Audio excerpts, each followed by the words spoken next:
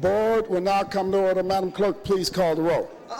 Alderwoman Tyus, Alderwoman Middlebrook, Alderman Bosley, Alderman Moore, Alderwoman Hubbard, Alderwoman Ingracia, Alderman Kotar, Alderman Gunther, Alderman Vollmer, Alderwoman Martin,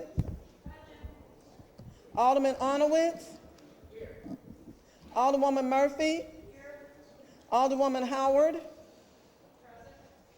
Alderwoman Green, Alderman Oldenburg, Alderman Rhodey, Alderman Kennedy, Alderwoman Davis, Alderwoman Spencer, Alderman Muhammad, Alderman Boyd, Alderman Vaccaro, Alderman Ogilvie, Alderman Cone, Alderman Williamson, Alderwoman Boyd, Alderwoman Navarro, President Reed, Here. Alderman Bosley, Alderman Moore,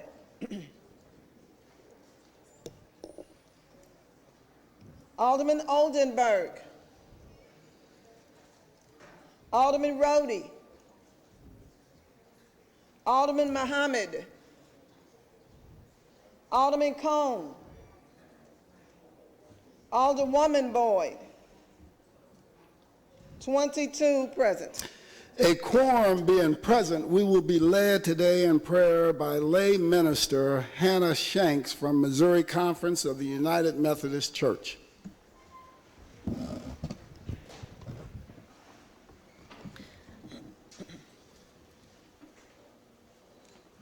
Please join me in an attitude of prayer. Creator, protector, comforter, healer, send down upon our Board of Aldermen the spirit of wisdom, charity, and justice, that with steadfast purpose they may faithfully serve in their offices to promote the well-being of all people. We ask that you sustain and renew all of us gathered for the work ahead, to keep our eyes clear and focused on our tasks, our hearts soft to those who are hurting, our intellect sharp for the work of building the future, our hands full of the many assets of our city, our feet swift to respond to those in greatest need, and our ears open for the voice of our citizens and the voices of justice, peace, and equity. Help Annie and our Board of Aldermen and all of us gathered to always receive the voice of our people before we respond, to allow ourselves to be moved by our neighbors as much as we seek to make moves, and to stand in that place where our greatest joys serve our city's greatest needs. And all of us gathered said, Amen. Amen. Let's give Minister Hannah Shanks, let's give her a big round of applause. That was a great prayer. May I have the Alderwoman-elect and Judge Llewellyn approach the dais.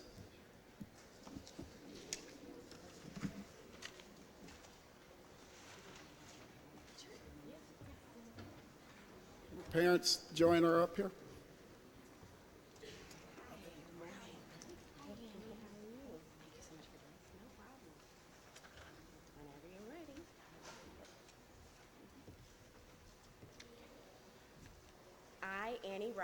I, Annie Rice, of the City of St. Louis, of the City of St. Louis, in the state of Missouri, having been elected by the qualified voters of the City of St. Louis, to the position of member of the Board of Aldermen from the 8th Ward of the City of St. Louis, do solemnly swear that I have all the qualifications that I have all of the qualifications and am not subject to and am not subject to any of the disqualifications named in the charter named in the charter for the office for the office or employment or employment I am about to assume, I am about to assume, that I will support that I will support the Constitution of the United States the Constitution of the United States and of this state and of this state and the charter and the charter and the ordinances of the city, and the ordinances of the city,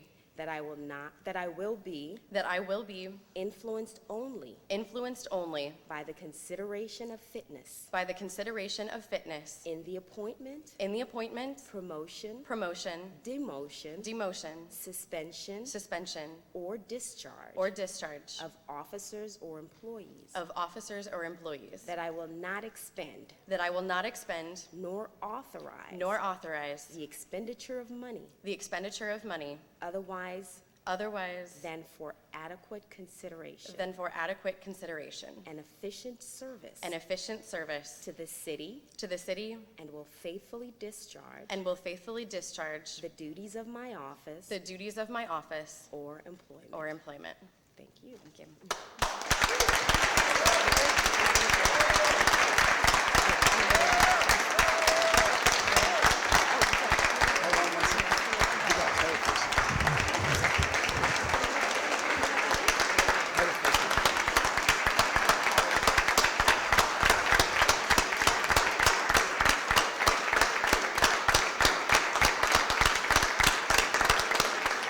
Awesome. May I have the Majority Floor Leader join us here for the presentation of the pen?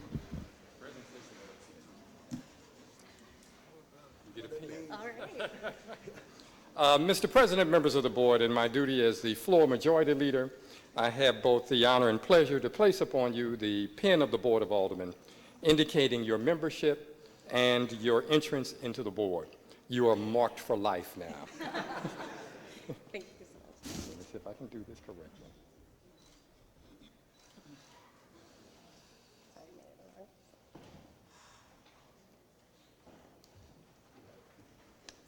Thank you so much. Thank you. Congratulations.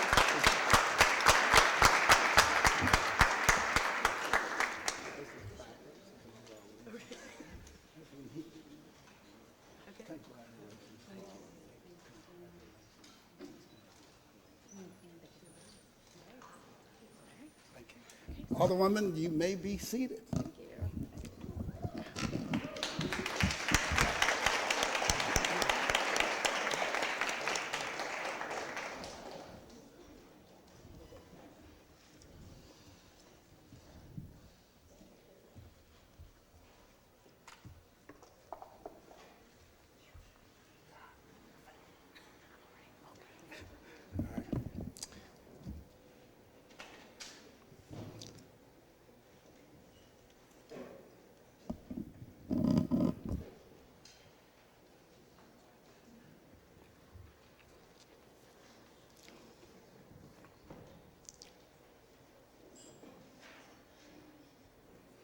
Madam Clerk, please call the roll. Alderwoman Tyus.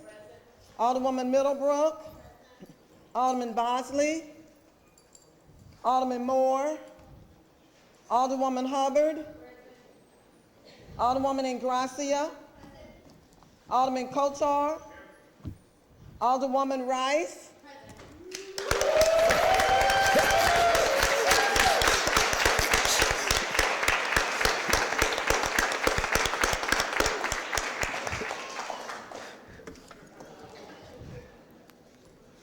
Alderman Gunther.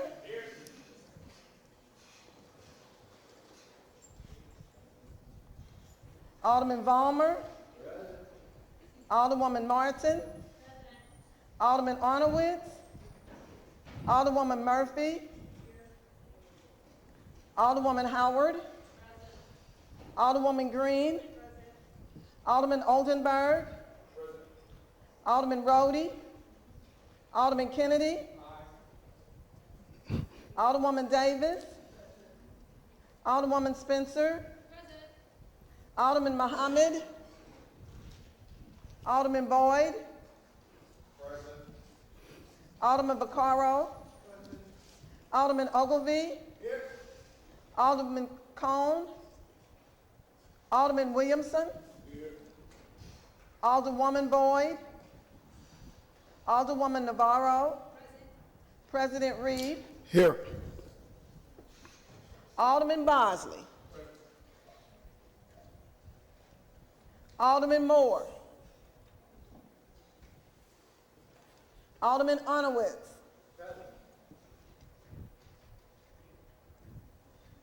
Alderman Rhodey.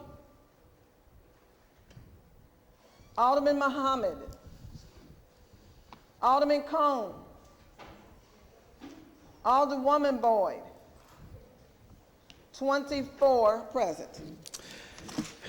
Under announcements of any special orders of the day, what we're going to do, we're going to first do introduction of honored guests because we have the newly elected Alderwoman here with us today. And then after introduction of honored guests, we're going to go to our courtesy resolutions calendar because there's a special resolutions that's going to be given today by the Alderwoman at 14th. And then we will return to our regular order of business after those two orders of the day. Alderwoman from the 8th, you're recognized for introduction of honored guests. President? All right. So I'd like to start with my father here, Tim Rice, and my mother, Nancy Rice.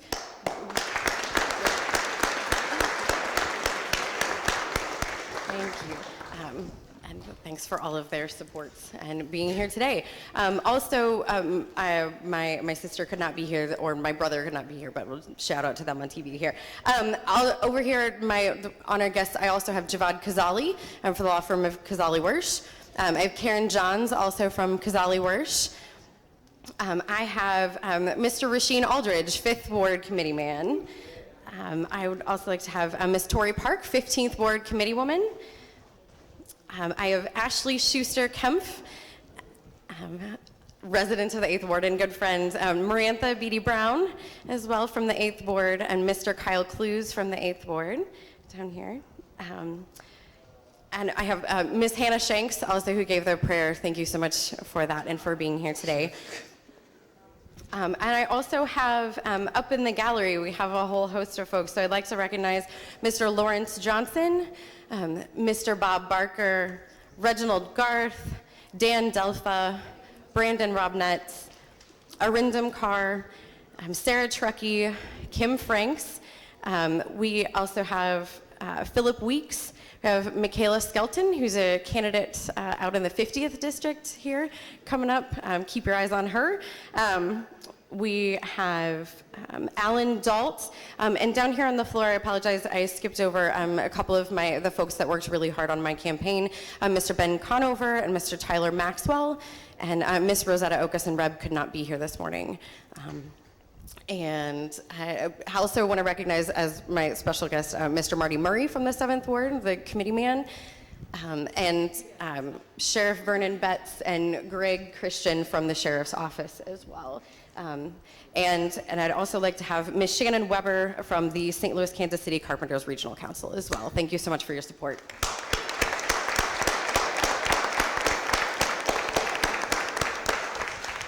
Any further introductions? Any further introductions? Alderman from the 7th? Thank you, Mr. President, members of the board. I'd like to have as my special guest today, Sinette Magnus from the downtown law firm of Lewis Rice, and also the 7th Ward Committee Man, Marty Murray. Thank you. Alderman from the 13th. Yes, sir. President, members of the board, I'd like to have as my honored guest Kevin Hayes from the Carpenters Regional Council. Alderman from the 3rd. Thank you, Mr. President. Good morning, everyone. I would like to add as my honor guests 3 members from the Civilian Oversight Board, Louise Lyles, Mr. Alden Lolick, and the Director, Nicole Barton. Alderwoman from the 1st. Mr. President, members of the board, I'd like to introduce as my special honored guest, my constituent, Mr. Sterling Adams, who's been my constituent of almost 20-something years, and sometime friend, maybe sometime enemy, friend of me, but really still friend, Mr. Lou Hamilton of Anheuser-Busch. Alderman from the 23rd. President, members of the board, I'd like to have as my special guest C. Sharp, who actually removed his hat for this. Fred Searcy from the Plumbers and Pipe Fitters. Karen Nolenkamp from the St. Louis Archdiocese. Dave Drury's attorney. And Brian Westbrook for Coalition of Life. Alderwoman from the 2nd. Thank you, Mr. President, members of the board. I would like to have as my honored guest today Sierra Semmeril from U.S. Bank.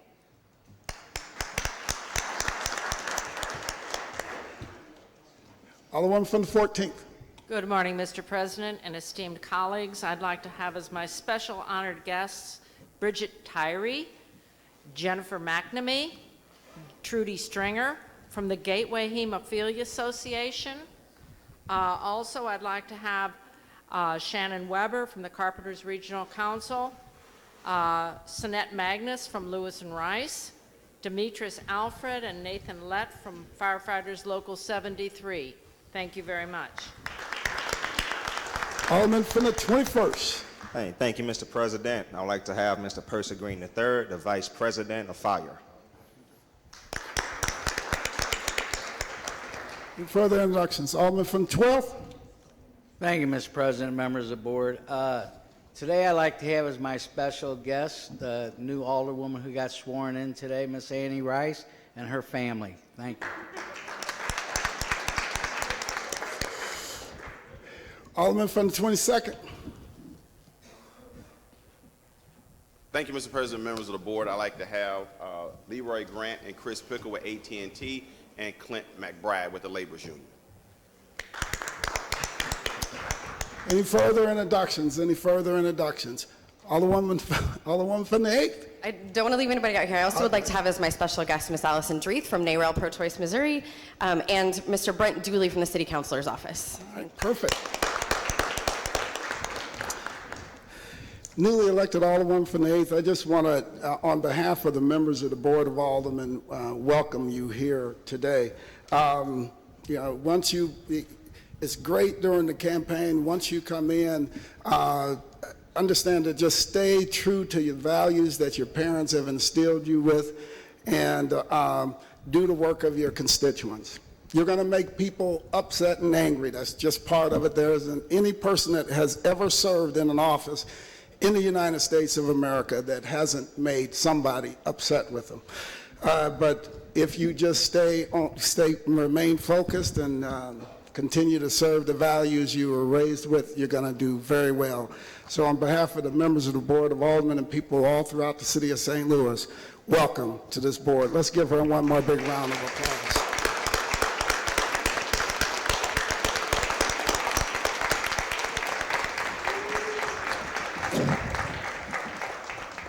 Alderman for the 19th, you're recognized on the motion for the courtesy resolutions calendar. Mr. President, members of the board, make a motion to accept our courtesy resolutions. Moved by the Alderman from the 19th and seconded by the Alderman from the 22nd. Alderwoman from the 14th, would you like to approach the dais? Thank you.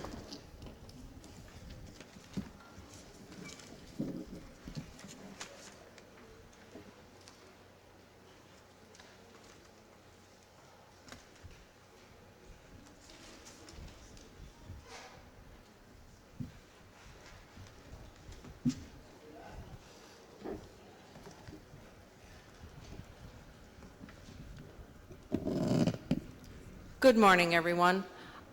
Today I have with me a resolution to name March Bleeding Disorder Awareness Month, and I have with me the President, Executive Director of the Hemophilia Association, and her executive committee. Resolution 239, whereas Bleeding Disorders Awareness Month is March 2018, with a mission to promote awareness and to educate people regarding bleeding disorders, a group of disorders that share the inability to form proper blood clot.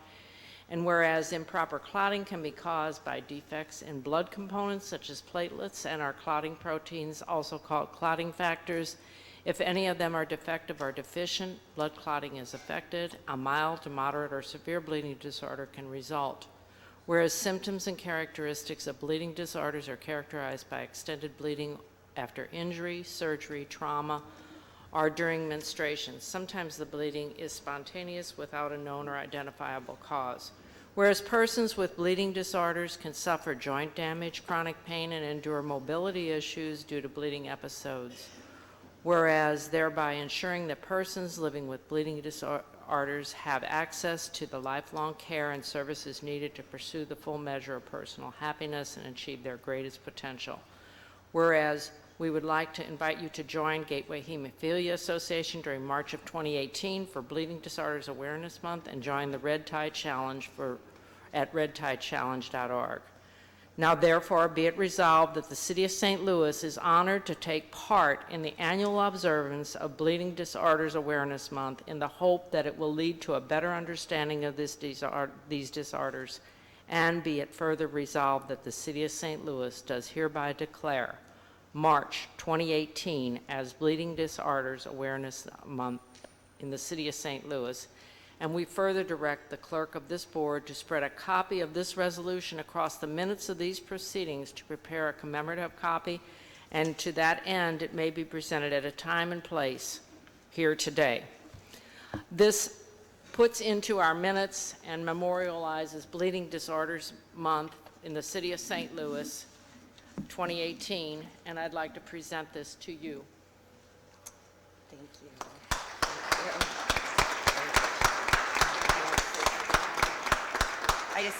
I'm Bridget Tyree. I'm the Executive Director for Gateway Hemophilia Association located here in the city. I'm also a city resident, so I appreciate everything you do. I have a son with severe hemophilia.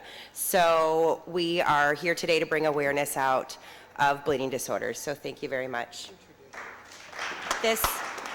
This is our advocacy chair. Yesterday we were in Jeff City the last 2 days advocating with our elected officials on bleeding disorders too. I'd like to introduce our advocacy chair, Trudy Stringer.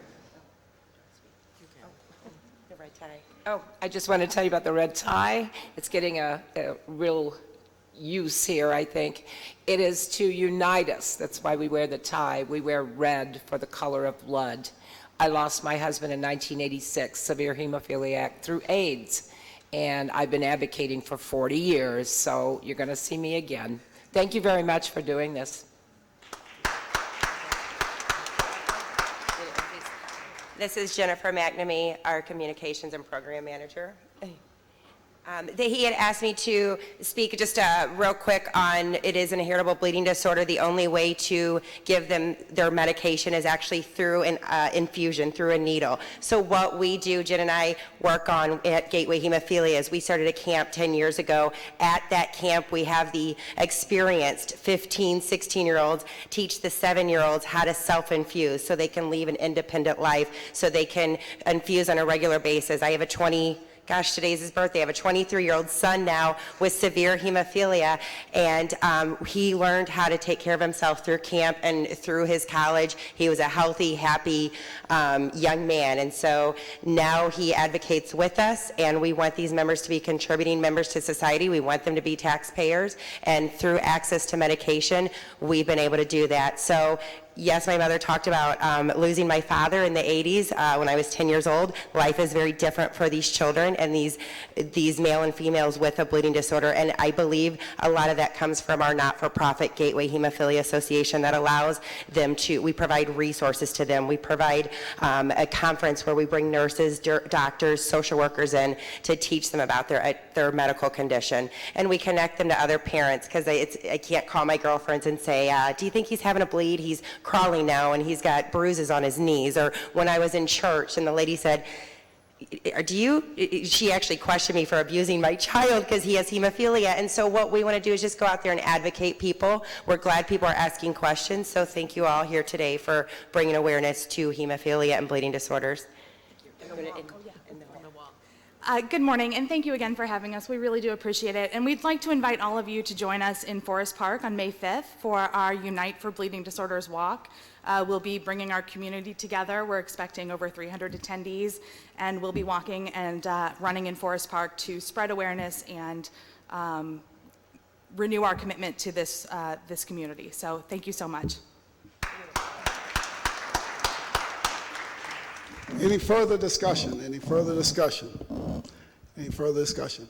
I just want to also thank you for the work that you're doing throughout our community. How can members of the board or people who are watching, how can they get involved? Is there a website they can go to?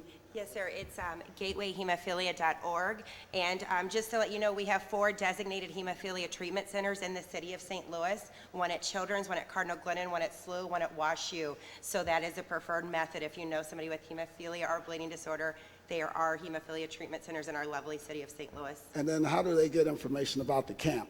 Gatewayhemophilia.org. Okay, all right. Thank you so much. Let's give them another big round of applause. Thank you.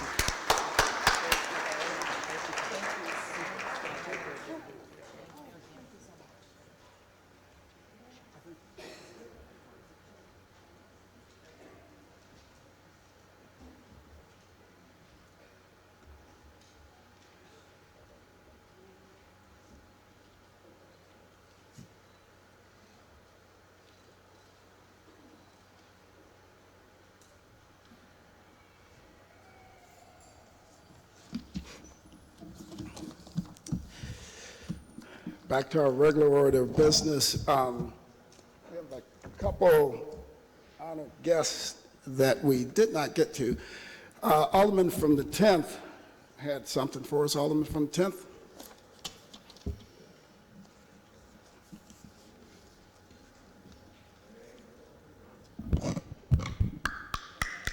It works.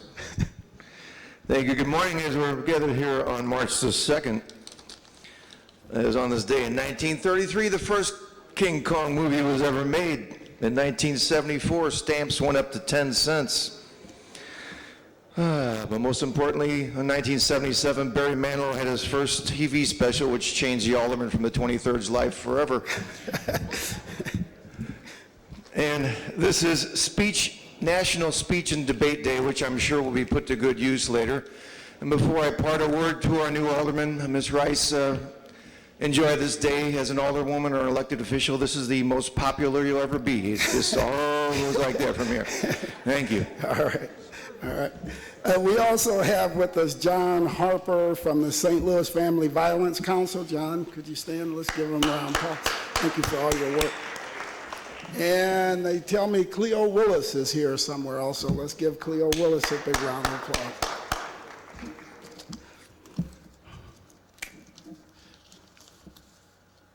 Approval of the minutes. We have none. Report of city officials. Report of city officials can be found in sections A, B, and C of the agenda and have been placed in all aldermen's mailboxes. We dispense with line item 9. Would anyone like to take any bills off of any of our informal calendars? Alderman from the 19th. Thank you, Mr. President and members of the board.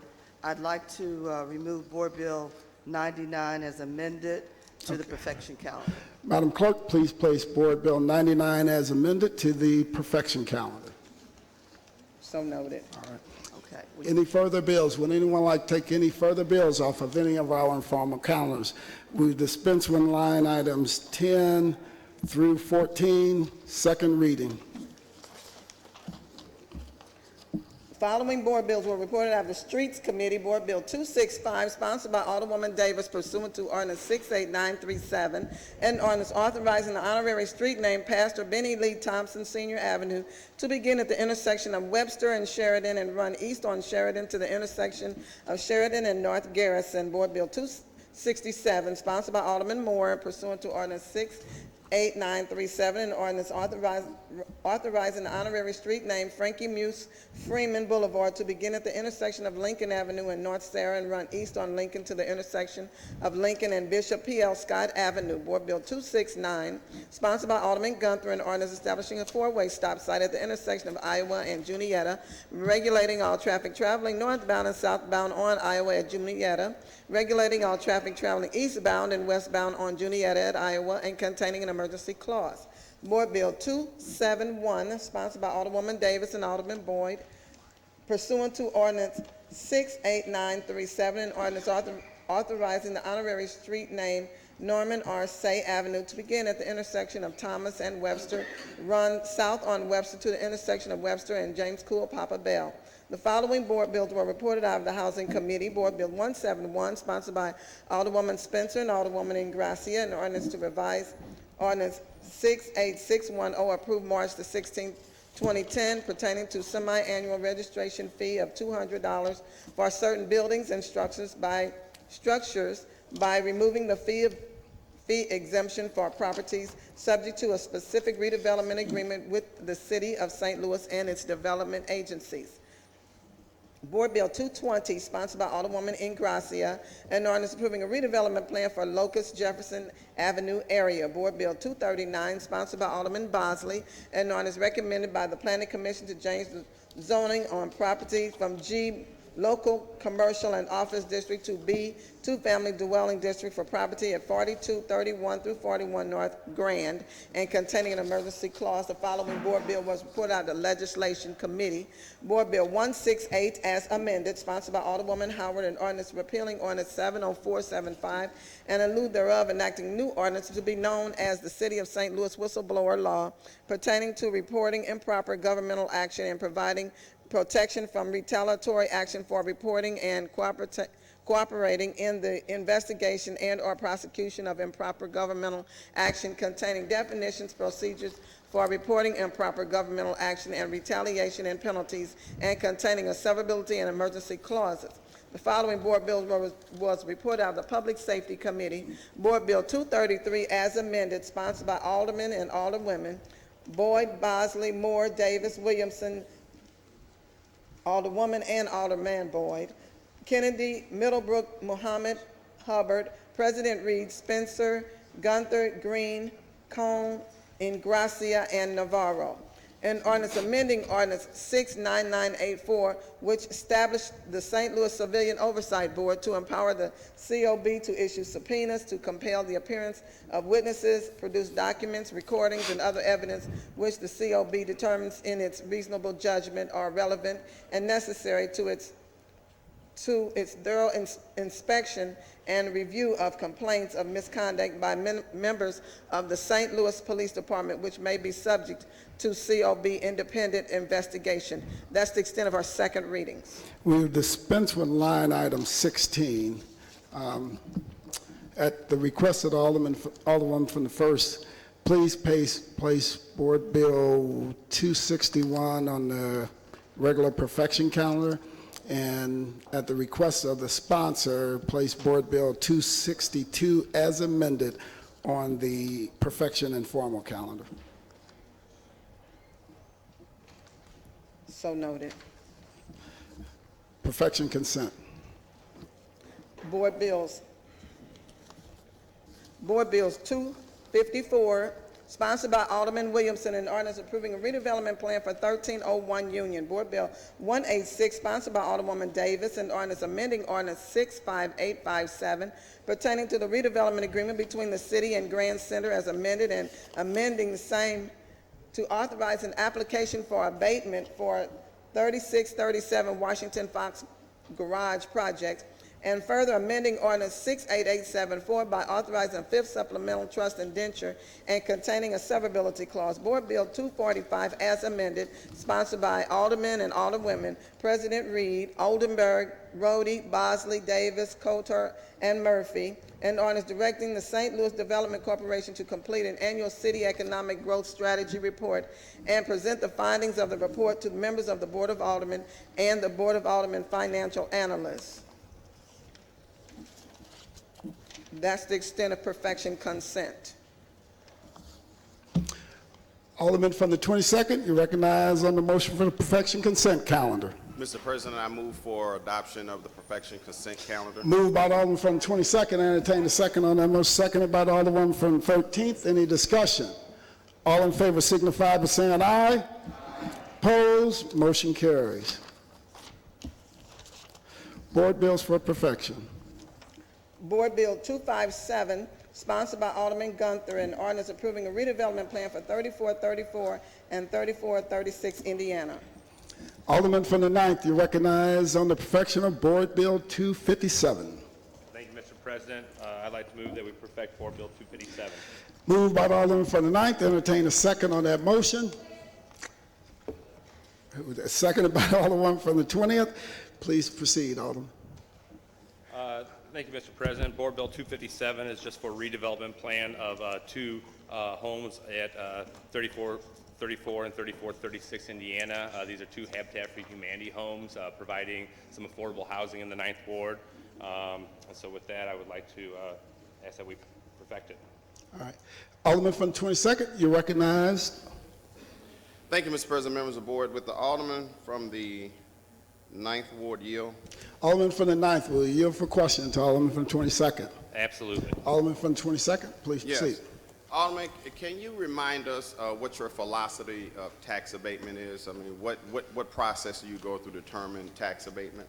I would love to. I have kind of, coming into this position, I have been very critical of some of the abatements we've given out. I've asked SLDC to assist me in making sure that our abatements are given out in a more fair and equitable way throughout our city instead of just being focused on central corridor and neighborhoods that seem to be doing a lot better than other neighborhoods. So because SLDC doesn't really, since they rely on us as the board to be the ones that say yes or no, I kind of put my own kind of ideas into place as to what I think would be fair for redevelopment incentives. So one of them is saving a building. We have a number of buildings in the 9th Ward that have walls falling down, that have roofs caved in, that are obviously from the development standpoint going to take a lot more money to turn that back into a home versus building a new construction house out of a lot or stuff like that. So I look at if it's a property that is so far gone that needs some sort of help in order to save a historic structure. So that's one of my things I look at. The second thing that I look at is affordable housing. So these properties are two Habitat for Humanity houses. I will say I've been through a number of hearings for Habitat homes that they have just given them a straight 10-year, 100% tax abatement. I actually worked with Habitat and SLDC, and we are actually providing a 5-year 100%, and then the second 5 years at 50%. They said, SLDC said, and Habitat said that it's just kind of the aldermanic courtesy just to say go ahead with the 10 years at 100%. But I think that if we really want to start looking at ways to restrict these abatements, that SLDC and Habitat both agreed that looking at the 5 years at 100%, 5 years at 50% was a good step in restricting that. And then the third thing I look at is if it's going to be a project that is going to bring some new business or jobs to the neighborhood. I had one other property, 1956 Utah, that was in the Benton Park neighborhood, which I've been trying not to give any abatements in that neighborhood. But 1956 Utah was taking a old gas station, turning it into a restaurant, bringing new jobs, and bringing some new economic development. So those are kind of the three criteria that I tried to look at for providing incentives. Bills have you introduced since you've been Alderman? Oh, well, I don't have them counted up in my head, but I would say, I mean, this would be a guess. I know that there were two on Texas that were both affordable housing. I know that that there was one on Mount Pleasant on Broadway that is going to be hopefully a coffee shop. I know that there was the 1956 Utah.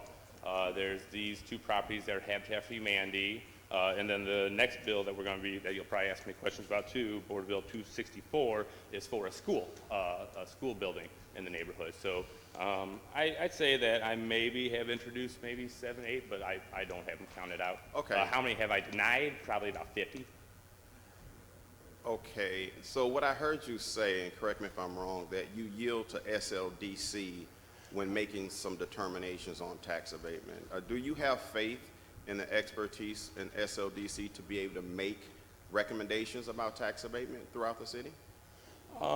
Well, as we both know, SLDC, they're the numbers crunchers. I'm not an accountant. I'm not a banker. I'm not a person that can run the financial analysis to figure out whether it's going to be beneficial or not. So do I yield to them? I think I I was kind of saying that since the beginning, I've been hoping that SLDC would take a stronger stance on saying, yes, we approve, no, we don't approve, versus saying, okay, maybe this, it's up to the alderman.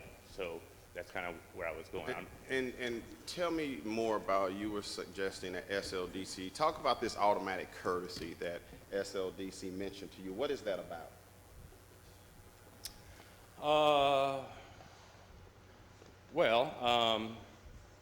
That's kind of an interesting question there.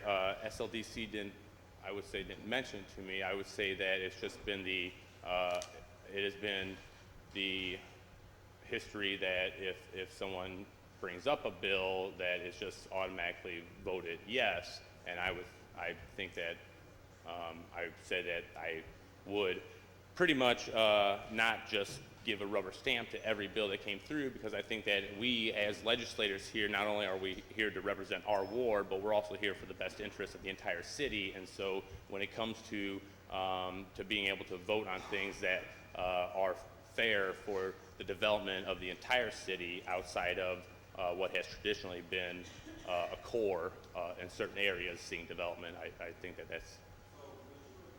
The alderman of each ward probably knows more intimately about the status of their ward and where the growth trajectory is going in their particular ward when they process as individuals their tax abatement methodology?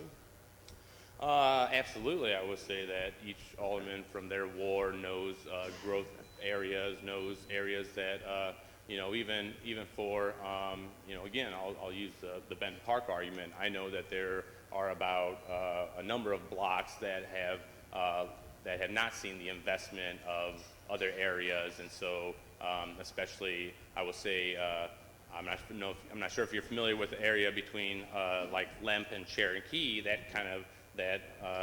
southeast kind of corner of Benton Park, but there's a large abandoned brewery there, the original Lemp Brewery, that is now a warehouse, so that the area kind of surrounding that has not seen the investment of, say, some of the areas by like Sydney Street or Victor. So yes, I would definitely say that the aldermen know where the trajectory of growth is in their neighborhood and areas that do need a little bit of help. So, right. And on these properties on Indiana, you talked about creation of jobs. So how many jobs will be created in this development? Well, I mentioned the creation of jobs as one of the three criteria that I look at of whether or not I will support. That's why I'm asking you this question. And the Board Bill 257, the two houses on Indiana, they didn't meet that criteria. They met the affordable housing. There's Habitat for Humanity houses. Gotcha. So they don't have to meet the whole matrix, just one of your three criteria. Sure, yeah. Okay. Yeah. And so how many tax abatement bills have you voted in favor of since you've been an alderman to support other aldermen in their wards who know best about their wards, as we just agreed to? Again, I don't have that number in front of me. I do. And sit if I on said zero, would you agree with that?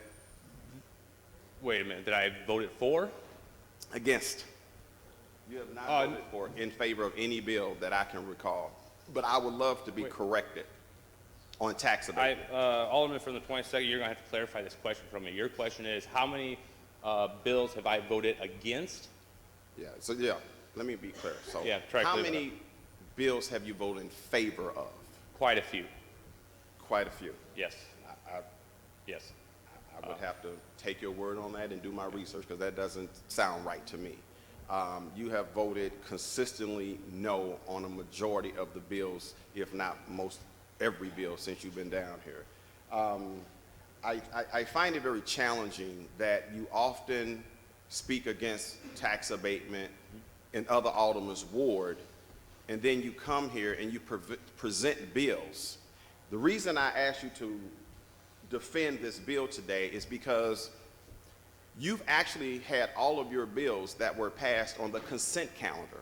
So you've never talked about how great tax abatement is in your ward, which I thought was astounding, since I know you say that you give minimal tax abatement. So when you do give tax abatement, I would think that you want to share that good news with everybody. But I think it's also hypocritical of you when you oftentimes vote against tax abatement in other aldermen's wards who you agreed know best about what's going on in their ward. And I am not going to vote in favor of your bill because you don't show the same consideration. Thank you. Thank you, Alderman. Yeah, you don't, he has the floor, so, yeah, once he was done questioning, yeah, you're done. Alderwoman from the first. Alderman, did you give up the floor? Okay. All right. Yeah. Thank you, Mr. President, members of the board. I sit here and I hear the alderman from the 22nd talk about being hypocritical because people debate whether every ward should have the same right in every ward for every alderman to give tax abatement. I want to remind the alderman that he used to be the chair of development. What's the name of the one?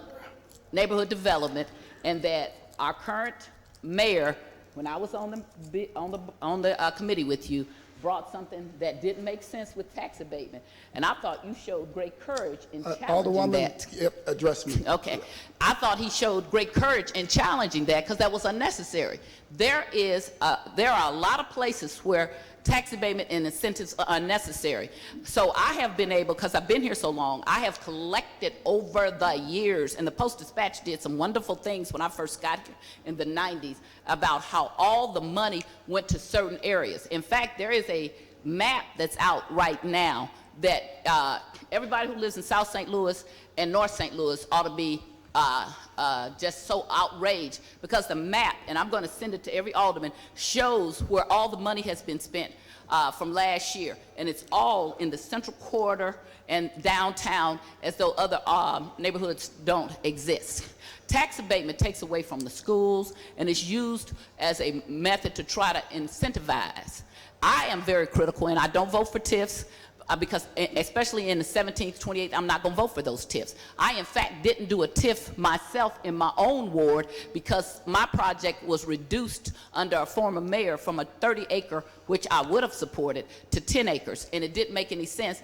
And people kept saying it wouldn't get, that mayor kept saying it wouldn't get done, but it got done anyway. So there is a misinformation about when people criticize TIF that they're saying, or tax abatement, that they're saying that it shouldn't be any place. That is not what is being said. What is being said is that it ought to be limited some places because we only have so much money. And of course, the more you get things done in one ward, it's easier for somebody else to come behind you and say, we can do this. I was fortunate enough to start doing development when it was the 20th ward in my ward. The more things I got done before I got gerrymandered, which is cheating, by the way, is the more things people came and wanted to do things in my ward. So that made it easier to get things done. So when you have put billions of dollars downtown and other places like that, the alderman from the 9th is correct to say that all these things should not happen. I am also one to applaud the alderman from the 9th for having standards for his own ward to say, look, let me tell you that I don't want to do this. I think that is just excellent. That is a good way you start. I say no to tax abatement all the time too. I've built strip malls without tax abatement. And that doesn't mean you don't need any in your ward at all, because I've done tax abatement, but I try to limit it. So when I did not hear you say you yield to SLDC or CDA. I heard you say you gave them some guidelines about what you would want to do, okay? So you haven't been here long enough to know, but the alderman stopped the current mayor. When she came into our committee, he stopped it and would not let her have tax abatement on something on Washington or Westminster, one of those private streets, which was ridiculous. He was absolutely correct. To say that you are wrong, if I vote all the time no on all this, that doesn't mean that I don't need tax abatement in what's now called the first ward. It means that there is a segment, which I will share the map, I meant to send it to you before, of the population that has overused it. And so when they misinform people like, oh, well, those people are out on the streets and they're always against tax abatement, because I saw an attack against the Alderwoman from the 15th basically saying the same thing in the Post. Absolutely wrong. I called the Post. I want them to meet with me so I can show them their own charts that they put out about how that tax abatement and tax incentives have only been going to certain things. But let me just explain this. When we apply for block grant and stuff like that, we don't apply for it saying we need it based on all those places that are getting it. We apply for it on the basis of where we have problems. We never then hardly take that money or those incentives and put it where we're supposed to. We put it someplace else and then say, look how great they are. It's like Donald Trump saying, look how hard it was for me to start as a millionaire. And yes, it was so hard for you, okay? When I came down to this board in '91, there was no downtown neighborhood. They put billions of dollars down there. $10 million they put in a street for cable and stuff that now doesn't even work. So you have to have the history, which I will share with you all, because I think that's a very unfair attack on you. I am standing in support of you doing this. I think you are doing the right thing to address when sometimes you do it and when sometimes you don't. And I'm going to share with you while we're out, I got a lot of data that people cannot, it didn't come from me. Came from the Post-Dispatch and Riverfront Times and other people. And the Post-Dispatch, there was a guy named Tim Novak that came, and when he did a map to show, which they just did another map, then you can't even argue. Anybody who tries to argue with it, it's ridiculous. One ward in this city gets more tax abatement tips and everything else than all the North and South St. Louis wards put together. And that is not wrong to say. Since we have a limited amount, we need to move that around, and we need to be careful with that. So I stand in support of your tax abatement, and I vote no on TIFs. Not so much tax abatements, but I vote no on TIFs. And sometimes I voted no on tax abatements. And I tell people all the time, you can do that without tax abatement, because while we talk about wanting our schools to thrive and survive, we talk the talk often, but we do not walk the walk. I applaud you for having some guidelines. The Alderman from the 22nd, I applaud for preventing the current mayor from giving that tax abatement. So just to let you know, all of us have a limit on what we think is correct, and I stand in support of your bill. Alderman from the 7th. Thank you, Mr. President, members of the board. Will the Alderman from the 9th yield for questions? Alderman from the 9th will yield for questions. Alderman from the 7th. Absolutely. Alderman from the 7th, please. First question. We're still on Board Bill 257, correct? Yes. I think we are. We're on Board Bill 257. Okay, I'll keep my questions to that. Just a couple. And I missed, you may have covered some of this with the Alderman from the 22nd, but Habitat is redeveloping these sites? Correct. Are they vacant now?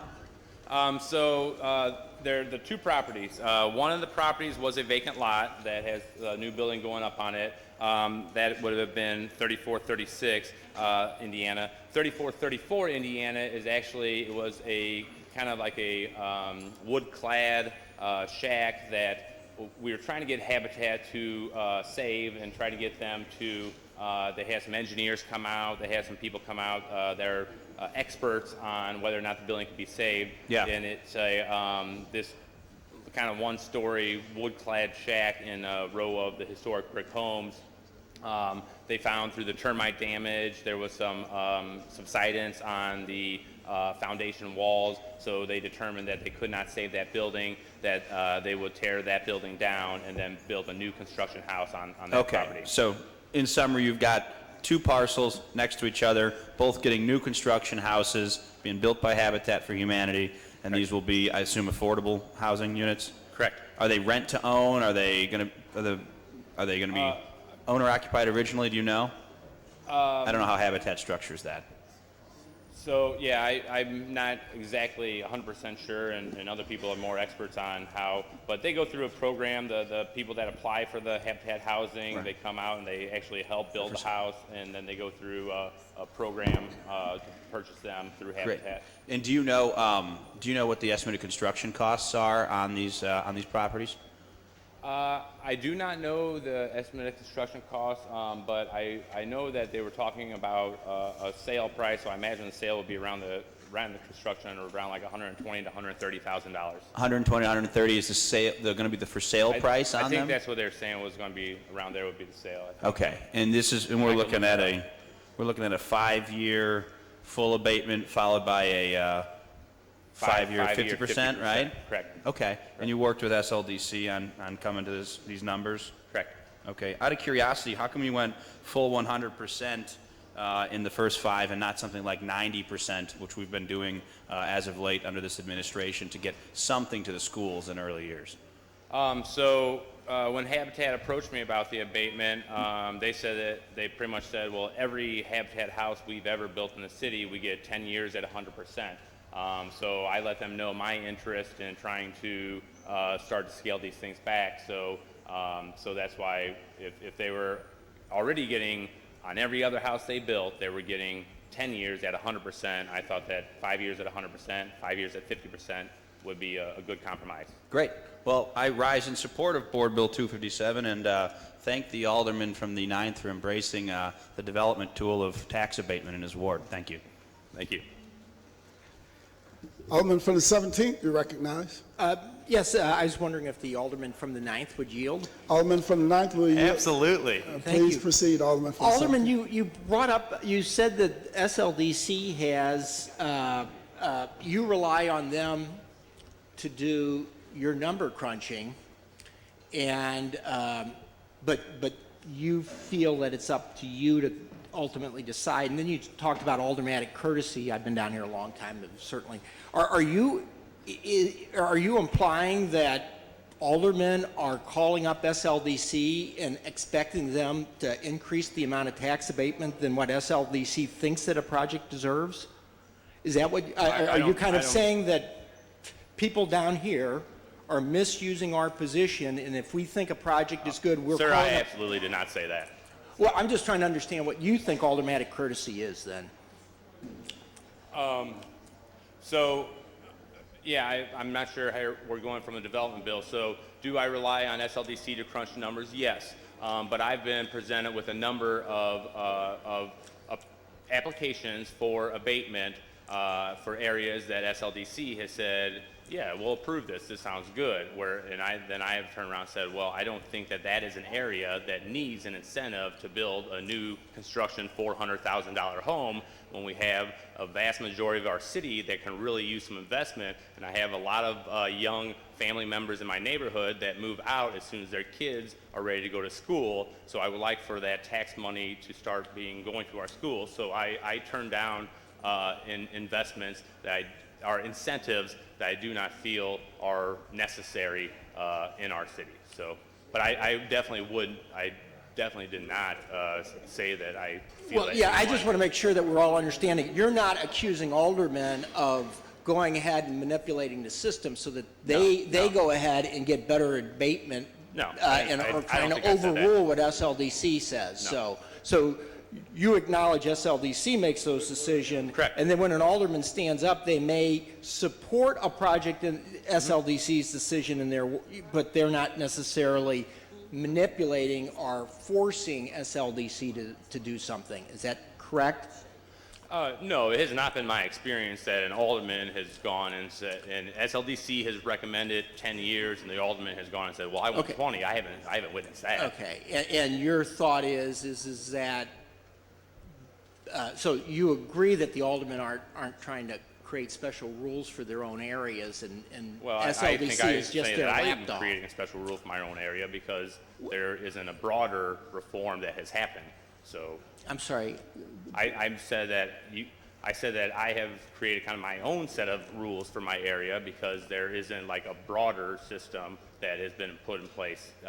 And we, they've been looking, SLDC has been looking at the number of things like the market value analysis, which obviously you're very familiar with, looking at those numbers. But, when I'm presented with a abatement for a property that is in that zone A, I'm typically say, well, I don't think that's the area that needs zone A. For people that don't know, is the hottest neighborhoods and the best property values in the city. I typically say I don't think that's the area that needs incentive.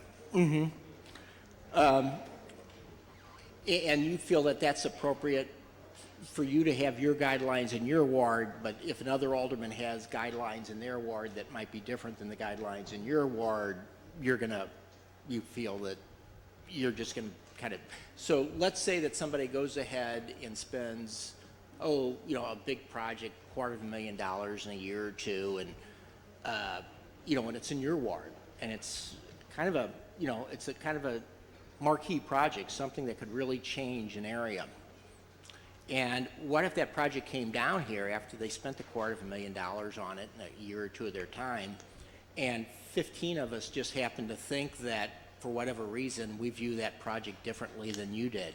And that developer then would lose his $250,000 in a year. Do you think that might create a bit of a problem for him if he wanted to maybe do another project in the city? Yeah, absolutely. But I think, the next Board Bill 264 that we're going to be talking about, 3450 Wisconsin, this is a school building. Talking about a $4 million project in an area that has not seen quite as much investment because it's right next to that Lemp Brewery. So this is one that we've gone back and forth with the neighborhood associations and with the developer as to what would make his numbers work. And you don't think that happens in other people's wards? I think it does. So you acknowledge that there is some good give and take, and even though that give and take may happen in their wards, just you think that you have a better understanding of that than SLDC does, is that? I'm not sure that I said that. Well, I SLDC mean, looks at the numbers. So they if over in Ward A, which isn't your ward, SLDC looks at it, they work with the aldermen over in A, they spend a year, go back and forth, up and down on the amount of incentives, tweaking the project and all of this stuff. And then they come down here, spent $250,000 a year of their time. It's down here, and now it's an opportunity for all of us to vote on it. And you feel that if you don't like the project, you're going to vote against it, or you don't feel that it's appropriate, you're going to go ahead and apply your standards versus SLDC standards. That would imply to me that your thinking is better than their thinking. Well, sir, I'm one vote on a committee. The people that voted to put me in office had the interest in making sure that I came down here and started to address the fact that a lot of people throughout our city thinks that incentives, abatements especially, have been directed into a certain area, central corridor, downtown. So I think that I came down here looking at the way that the bills come across, and from looking at those financial numbers from them, you can see profitability with incentives or without incentives, and a lot of times the project is going to do just fine, but the incentive gives it a little bit better. And I think I come down here representing a lot of people that use no incentives, that put their own blood, sweat, and tears into making an area better. And and there was an article just out this past week about saying that Cherokee Street is dangerous to the tax incentive Yeah, system. I saw that article. It's funny Yeah. you should bring that up because it's kind of interesting. Have you taken a look at the building permits, dollar value of building permits from different parts of the city? Yeah, I have noticed. We get the reports every week of building permits. And this is, believe me, what's going on in Cherokee is wonderful. This is not a comment directed at the people down there who are very. But in order for Cherokee Street to accomplish without tax abatement what's happening in some of the other areas with tax abatement, if you go ahead and take a look at the building permits, they would have to do that 15, 20, 30 years to achieve what's happening in some parts of the city. Can you hold for a second? I want our clerk, attorney, and the sheriffs, we can't have people going through this back aisle. That is not a thoroughfare for people that are visiting today. You have an area here, here. If you need to go to the other side, exit out the doors and come back around. But it's against our rules for you to use that aisle. So if you're not an elected official, and if you're not part of the staff, any of the staffs, then do not use that back aisle. Please proceed, Alderman. My point being that while that is certainly wonderful that's going on down there, and I applaud it, and anything that I could do to assist what's happening down there, I will, I think it's very important that we have equity throughout the city on development and praise that. I had large parts of my ward for many years had no development going on in it. But my point is that if they keep up at the current rate, 30 years from now, they might accomplish what's happened in 1 year. In that 1 year, 10 years from now, all of that tax abatement would have gone away, and all of that property that happened in 1 year in other parts of the city will then be on the tax rolls. So the rate at which change happens is an important component as well. I got one more question for you, and then I wanted to address some of the comments from the Alderwoman from the first ward. And that question is you said that you had already said no to 50 guess? Okay. Forgive me. I'm trying to go ahead, and I have been working really, really hard with a lot of people down here to take the guesswork out of all these things and actually get real numbers so that we can have an intelligent conversation about these things and stop kind of shooting from our hip. Could you do me a favor and get me a list of the projects that you said no to, and then what we can do is compare that to the building permits that are issued in your ward so that we're actually working on a report that will do that for every ward in the city, where we're actually going to see building permits relative to tax abatement, and it'd be kind of interesting to see how many of those projects went forward without the tax abatement, and if there's 50 of them, because that seems like it's been a lot since you've been down here for such a short time. But if you could provide that for me, I'd certainly appreciate it. Yeah, absolutely. I would love to provide that information because that again is kind of one of the things that we're getting to here is that instead of this, the shooting from the hip as you call it, it would be great if there were more strict, set of rules as to what constitutes an area that needs an incentive or what constitutes an area, a block, whatever that could deserve an incentive versus ones that maybe they don't. Well, great. I'm going to go ahead and share some real facts with you now and address some of the comments that were made by the Alderwoman from the first. One of the things, and I'm done, Alderman, if you care to sit down, I have no other questions. One of the things that we talk about is we act like all these incentives are just being dumped in and it's a big giveaway for one part of the city or not, but when you actually take a look at the incentives and how they're being spent, sometimes it correlates to the economic activity that's going on. Much of our city is predominantly residential, and that is a much different environment than an environment that has lots of jobs in it. And if you look at where the incentive's going and you correspond that to where the revenue's coming, now we haven't been able to map all of this out yet because everybody likes to talk about maps. We haven't been able to do it yet for sales tax, or we haven't been able to do it yet for earnings tax, although I'm pretty sure that where the earnings tax would be. But let's take the 7th Ward, which is downtown. 7th Ward is one ward in the city, so what is that, 3 to 4% of the population of the city. Yet the 7th Ward generates 20%, that's 1/5 of all the real estate taxes in the city. And so when those incentives were done down there, as a matter of fact, this is kind of an interesting thing, the 28th Ward, the 17th Ward, the 6th Ward, and the 16th Ward, each of them are somewhere in the $18–20 million range, and they would generate, what is that, maybe 4 or 5 times what the typical ward does. And that high rise that's going up on Kings Highway, this is a particularly interesting number. There are 5 wards in our city that have over 10,000 people living in them, and they generate less than $2 million a year in real estate taxes. Tragedy, real tragedy, because that means real estate values are falling that low that we have lots of people living in those neighborhoods that are probably upside down on their mortgages. But that one high rise that we just broke ground for last week, currently that lot out there is paying $10,000 right now. With 95% abatement, it'll go up to 100. At the end of a year, it'll be $1 million, and at the end of 15 years, it'll be $2 million, which means that that one lot, acre lot with 300 people living on it, will be paying more in real estate taxes than the entire taxes collected from 5 wards. It's a staggering number. So when there's waiving of taxes like that, a lot of times that's being done in a way that will actually generate revenue to provide services for other parts of the city.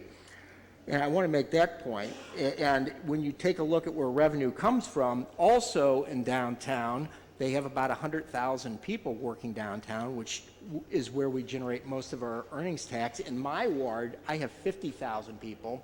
The 2 wards together, that's about 75% of all the earnings tax in the entire city. So many of those projects that we're subsidizing are actually investments to get money back in some other ways to provide services. So not all of that is like some big gift to everybody. I wanted to address a couple of comments from the Alderwoman of the 1st, and one was our use of block grant money and how we supposedly perverted its use and redirected to other places. What people don't realize is how economically depressed the vast majority of our city is. We are restricted by all kinds of federal requirements on where we spend that money. If it happens to be spent in some areas, those areas still qualify from the standpoint of from the average incomes of the people living there. We are in the process now where we're trying to go ahead and submit to the governor census tracts so that he can designate them as qualified opportunity zones. And I think 75% of the city, 2/3, 75% of the city, the census tracts in the city qualify for that program. And so when we're sitting there complaining about some parts of the town not getting it, it's just that there is just so much of our city that has been economically depressed that we got so far to go that it's just, mind-boggling that we're sitting down here fighting amongst ourselves on this stuff. The last thing is the use of these incentives as if there's some sort of conspiracy to keep them all bottled up in the central corridor. That is just wrong. I was down here and I supported projects in the 5th Ward, a football stadium, and I supported the NGA, and many of the people who have been complaining about projects that, the abuses and the use of incentives in the central corridor are the very same ones that voted against NGA, and they voted against the football stadium. And those two projects together have combined well over $2 billion of construction in North St. Louis if they would have both happened. And in the area that has perhaps among the most economically depressed zip codes in the whole area. In the 5th Ward, we have 3,500 of publicly supported affordable housing units. Most of them, or many of them, if not most of them, are public housing. So we were going to go ahead and many of us who supported those projects took a beating down here because we were supporting NGA that happened to have Paul McKee involved in it, or we supported a stadium just because they had a jerk of a football team owner. But we were, the notion that there's some sort of conspiracy to bottle that up, the North Side TIF dwarfs in magnitude all of the other TIFs in the city at this point. It's just, that's how big our city, that's the commitment that we were wanting to make that project a success. Football stadium would have been an enormous commitment on our city to go ahead and redevelop that area. So, when we do have an opportunity to go ahead and spread in other parts of the city, I am just always shocked down here at the pushback that we get. There's something always wrong with whatever is coming out of down here, whether it's something good for the central corridor or whether it's something good for some of our neighborhoods that are depressed. In any event, sometimes I think it's really worth it to consider perhaps some of the views of people who actually do this stuff as opposed to making up our own rules kind of by the seat of our pants with little knowledge, experience, or hard numbers. Thank you, Mr. President. Any further discussion? Any further discussion? Any further discussion? Oh, it's been a request for roll call. Alderman from the 9th, you recognize close. Yes, thank you, Mr. President. I'd like to, in closing, I'd just like to ask that that everyone individually look at their own ward and look at ways that we can start to roll back some of the ways that we are giving out incentives in the city. And looking at making sure that when we are voting on proposals that that we're doing it in a way that supports the underdeveloped areas of our city. So, you know, this project, I support what Habitat for Humanity is doing. There was a lot of dialogue between not only myself, but also the neighborhood associations kind of development committee to kind of come up with what we thought was going to be a fair deal. And so that, Mr. President, I would like to ask for the favorable consideration of Board Bill 257. It's been moved by the Alderman from the 9th that we perfect Board Bill 257. There's been a request for roll call. Madam Clerk, please call the roll. Alderwoman Tyus. Alderwoman Middlebrook. Alderman Bosley. Alderman Moore. Alderwoman Hubbard. Alderwoman Ingracia. Alderman Cosar. Alderwoman Rice. Alderman Gunther. Alderman Vollmer. Alderwoman Martin. Alderman Arnowitz. Alderwoman Murphy. Alderwoman Howard. Alderwoman Green. Alderman Oldenburg. Alderman Rhodey. Alderman Kennedy. Alderwoman Davis. Alderwoman Spencer. Alderman Muhammad. Alderman Boyd. Alderman Vaccaro. Alderman Ogilvy. Alderman Cone. Alderman Williamson. Alderwoman Boyd. Alderwoman Navarro. President Reed. Aye. Alderwoman Middlebrook. Alderman Moore. Alderwoman Howard. Alderman Kennedy. Alderman Muhammad. Alderman Vaccaro. Alderman Cone. Alderwoman Boyd.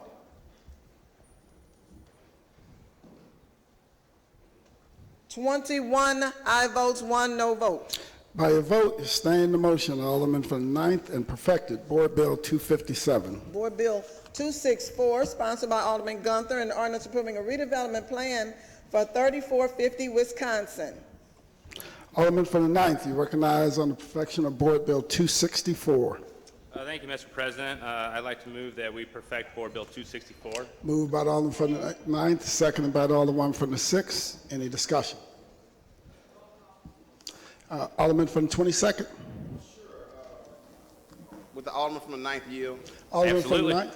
Please proceed, Yeah, Alderman. Alderman, could you just educate us on this project that you're proud of? Tell us why we should vote for this project, what makes it spectacular, magnificent, and how it met all your criteria to get submitted for tax abatement? Yes, I would love to.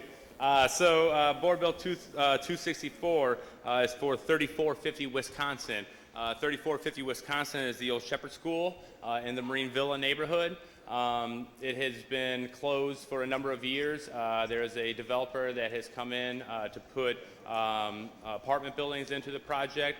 Again, this location, it is directly across the street from the somewhat abandoned Lemp Brewery site. It's an area that we're really trying to look at getting some more development, really getting some sort of a solid kind of cohesiveness between the Marine Villa and some of the other neighborhoods around there. So again, this is a project that the developer came.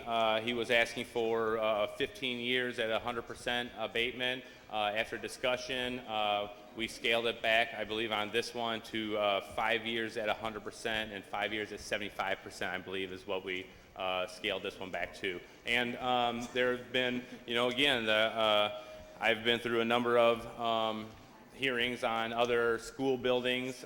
We actually, in the Neighborhood Development Committee, we actually had another school in another ward that was asking for 10 years at 100%.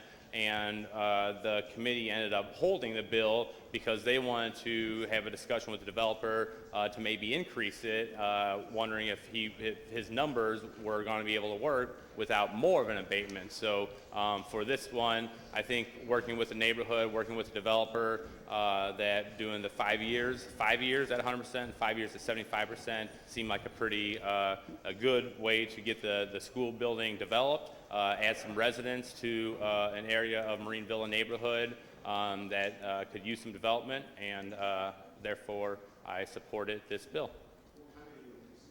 I believe it's 47 units. It seems like you've put a lot of thought into this bill and negotiating with the developer, and when they wanted 15%, you had the foresight to push back a little bit, and they were able to do it for 10 years, which is amazing. Oftentimes, we should do that. I think that's very responsible, and it's something that I would hope that all of us do in doing our due diligence.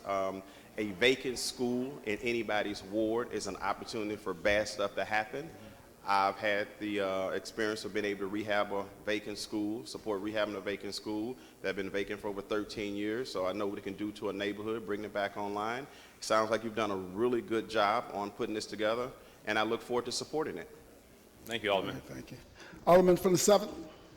Thank you, Mr. President, members of the board. Will the Alderman from the 9th yield for questions? Alderman for the 9th. Really? Good. Please good. proceed, Alderman from the 7th. And I may have missed this in your introductory remarks, but I heard you say it's 47 units. Is that right? I believe it was 47 units. Okay. And 47 units. Who's the developer? Sharik Mansouri. Okay. And 47 units, are those all market rate units? They are market rate. So no affordable housing component to this? No, that was one of the things that that we kind of worked, talked about with the neighborhood association, is saying that I believe Ms. Mansouri said that it was around a $4 million project, and so that is something that we were discussing, and again, coming forward and asking for the 15 years at 100%, and then without putting that affordable, maybe 10% of the units as affordable. Without doing that, I think that's one of the reasons that we used this for scaling it back quite a bit. So yeah, no, I was pushing for affordable housing actually, but no. Okay, all right. Well, on the subject of scaling back, so one of the discussions that has been happening down here lately is during an abatement period, again, not making it a full 100% abatement, having some portion of revenues flowing to the school district and the other taxing entities. In the last project you referenced, you said that it was a habitat project.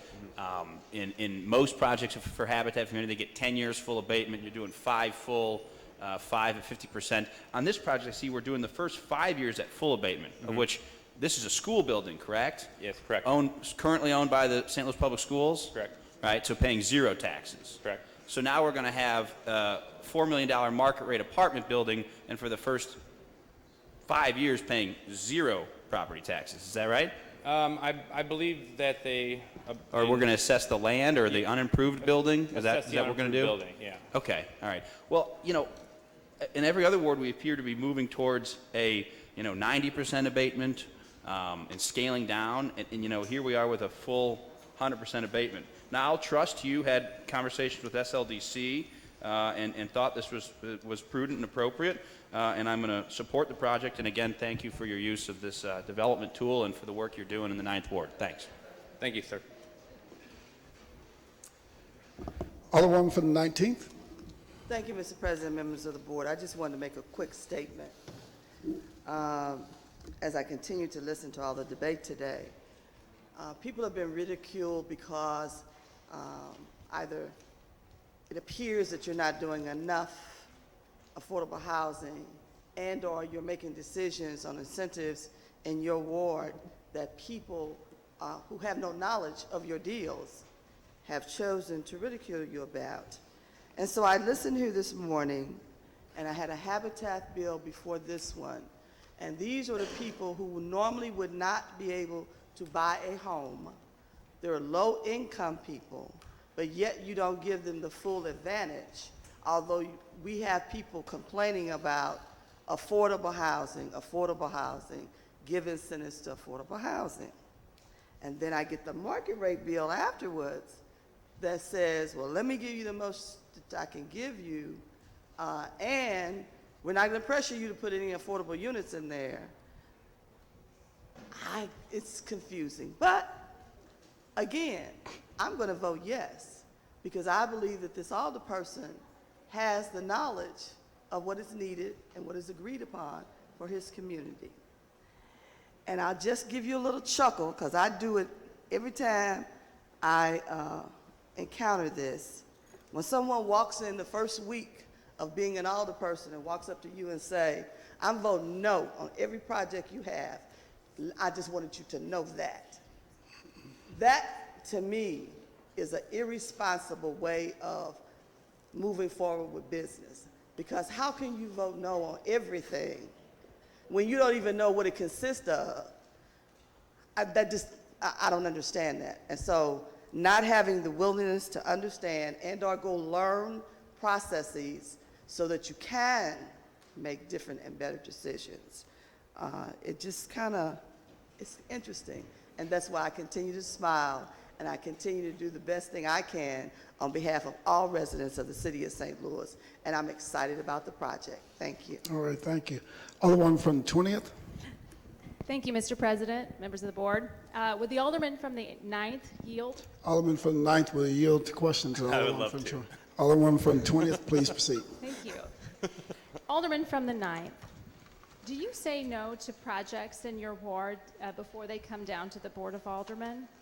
Are you saying no to tax abatement to developers who are looking to you to tax abate projects in your ward?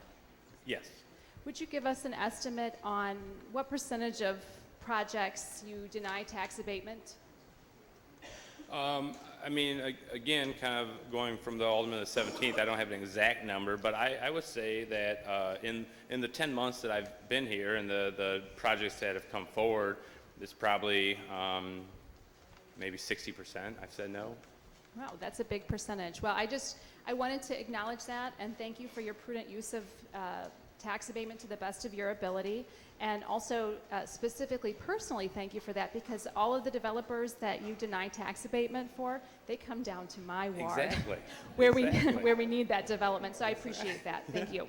That's all the questions I have. All right, thank you. Any further discussion? Alderwoman from the 1st. Mr. President, members of the board, I wanted to just give a little nod to the Alderwoman from the 19th. I think that what you just did was, it reminds me of when I was a new alderperson and I came down and I was very upset with something, and I went to the then current alderwoman of the 1st Ward, Joanne Wayne. And my group, we had 6 in my class, and so we were like, you didn't tell us this, you didn't tell us this. And she said, you came down here knowing every blank, blank thing. So I just let you find out, okay? So I like the way you chided the alderman from the 9th, saying that maybe you need to look at this. That was a proper way to do it. And it reminded me of a lesson that I carry to this day about maybe I need to ask. That's why I asked so many questions, because she did check me and put me in my place, as I should have been. So I do not take lightly that perhaps sometimes when people are new, they come down here and they're ready to roll, and the system does not work just the way they think. So I would just say to the alderman, I'm going to support you, but there is if I were you, since people are asking you how many you turned down, start writing them down and keeping a note. That way you can come, and because nothing like facts, okay? And the other thing is that perhaps maybe do be open, a little bit more open to, because anything in the 22nd Ward, I'm going to support just about, because they need it. Most things in the 19th, depending on what it is many wards, the 3rd Ward, okay? So just be a little more open. And I thought she did that in a very classy way, and I just want to applaud you for that, because I was told you came down here knowing every daggone thing, okay? All right. Any further discussion? Any further discussion? It's been moved by the Alderman from the 9th, seconded by the Alderman from the 6th, that we perfect Board Bill number 264. All in favor signify by saying aye. Aye. Opposed? Motion carries.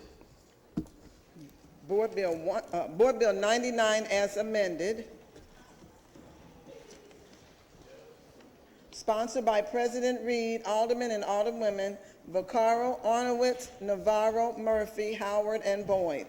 An ordinance pertaining to collection of funds to assist in the prevention of domestic violence in support of individuals impacted, authorizing the comptroller to establish the Domestic Violence Prevention and Family Support Fund. Alderman for the 19th, you recognize on the perfection of Board Bill 99. Thank you, Mr. As amended, sorry. As amended. President, I do have a floor substitute. Okay. So I'd like to move to bring that before us. All right, is for it on adoption. everyone's desk?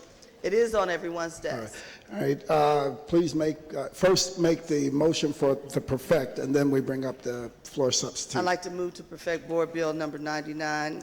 As amended. It's been moved by the Alderwoman from the 19th, seconded by the Alderwoman from the 13th, that we perfect Board Bill 99 as amended. Now, would you like to make the motion for introducing a floor substitute? I'd like to introduce the floor substitute. I move that we adopt Board Bill 99 floor substitute and its changes. It's been moved by the Alderwoman from the 19th, seconded by the Alderman from 23rd and 22nd and the 13th, that we introduce the floor substitute for Board Bill 99 as amended. Any discussion? Madam Clerk, please call the roll. Alderwoman Tyus. Alderwoman Middlebrook. Alderman Bosley. Alderman Moore. Alderwoman Hubbard. Alderwoman Ingracia. Alderman Kotar. Alderwoman Rice. Alderman Gunther. Alderman Vollmer. Alderwoman Martin. Alderman Arnowitz. Alderwoman Murphy. Alderwoman Howard. Alderwoman Green. Alderman Oldenburg. Alderman Rhodey. Alderman Kennedy. Alderwoman Davis. Aye. Alderwoman Spencer. Alderman Muhammad. Alderman Boyd. Alderman Vaccaro. Alderman Ogilvy. Alderman Cone. Alderman Williamson. Alderwoman Boyd. Alderwoman Navarro.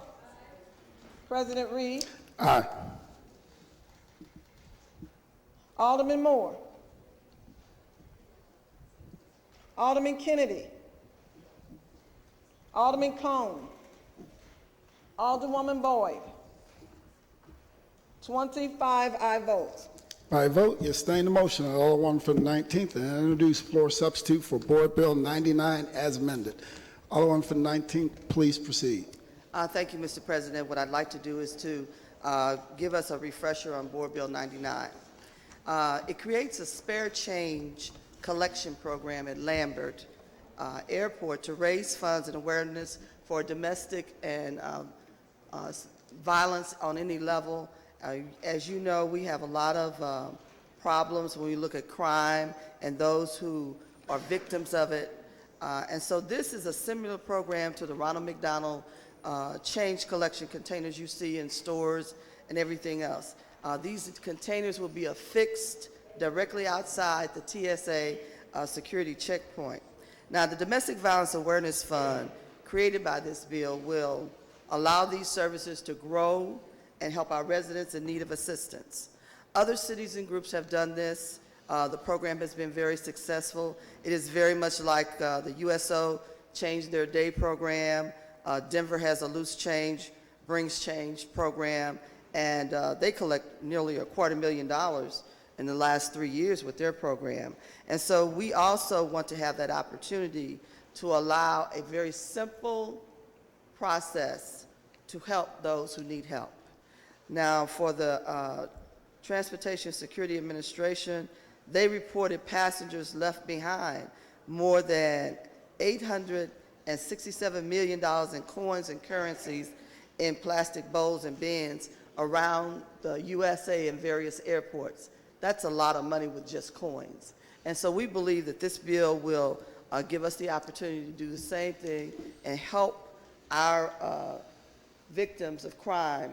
And one of the things that we talked about was to make sure that we had the opportunity to let this program be as, I want to say, as simple as possible.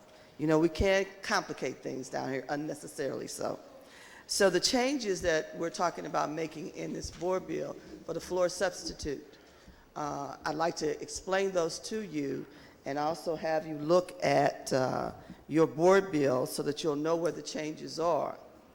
The changes are on page 4, line 4 through 13. And so the addition of a description of the St. Louis Family Violence Council, and they will oversee the distribution of the funds to organizations such as St. Louis Metropolitan Police Department Domestic Abuse Response Team, the 22nd Judicial Circuit Court, Family Court, the Circuit Attorney's Victim Services Office, and Crime Victim Advocacy Center, and others. On page 4, lines 13 through 16, a clause was added: in the event the St. Louis Family Violence Council can no longer manage the funds, a committee shall be formed for a request for proposal pursuant to city ordinances to determine the distribution of those funds. On page 4, line 5, process was added for a bi-weekly pickup of funds distributed annually. Page 5, line 10 through 16, also added a reporting structure. The St. Louis Family Violence Council must report annually about the funds to the Public Safety Committee. They also must have their funding guidelines and conditions approved by the Public Safety Committee. Page 5, lines 18 through 20, additions requested from the airport, such as director can move the containers if need be for construction. So one of the things that I think we have done is we've taken care of anything that had major concerns. As you know, with any program, your rules, regulations, process, and procedures shall follow. And I do believe that the right organization was chosen to help us in forming those.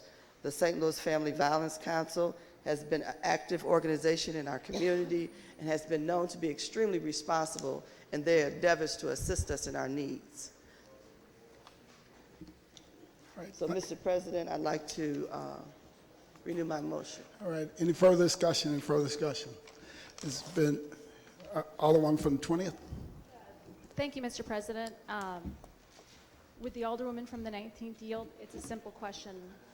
Yeah, please proceed on. And I apologize for not having been able to attend the hearing, but given that the bill directs the director of the airport to take action, I presume she's very supportive of this, and this is something that we're working with in conjunction with the airport. I didn't hear that in the... You absolutely have. We have worked with the airport because we have to work with the airport director in order to do anything. Absolutely. I just wanted to ensure that that was the case, and I'm supportive of the bill. I think this is a great way to raise a little bit of money for, hopefully a lot of money, for a very important clause. Thank you. That's all I have. Any further discussion? Any further discussion? Alderwoman from the 19th, recognized on the motion to perfect the floor substitute. I motion to perfect Board Bill 99, floor substitute. Been moved by the Alderwoman from the 19th, seconded by the Alderwoman from the 1st. Any discussion? All in favor signify by saying aye. Aye. Opposed? Motion carries. Thank you. Thank you. Board Bill 261, I'm sorry.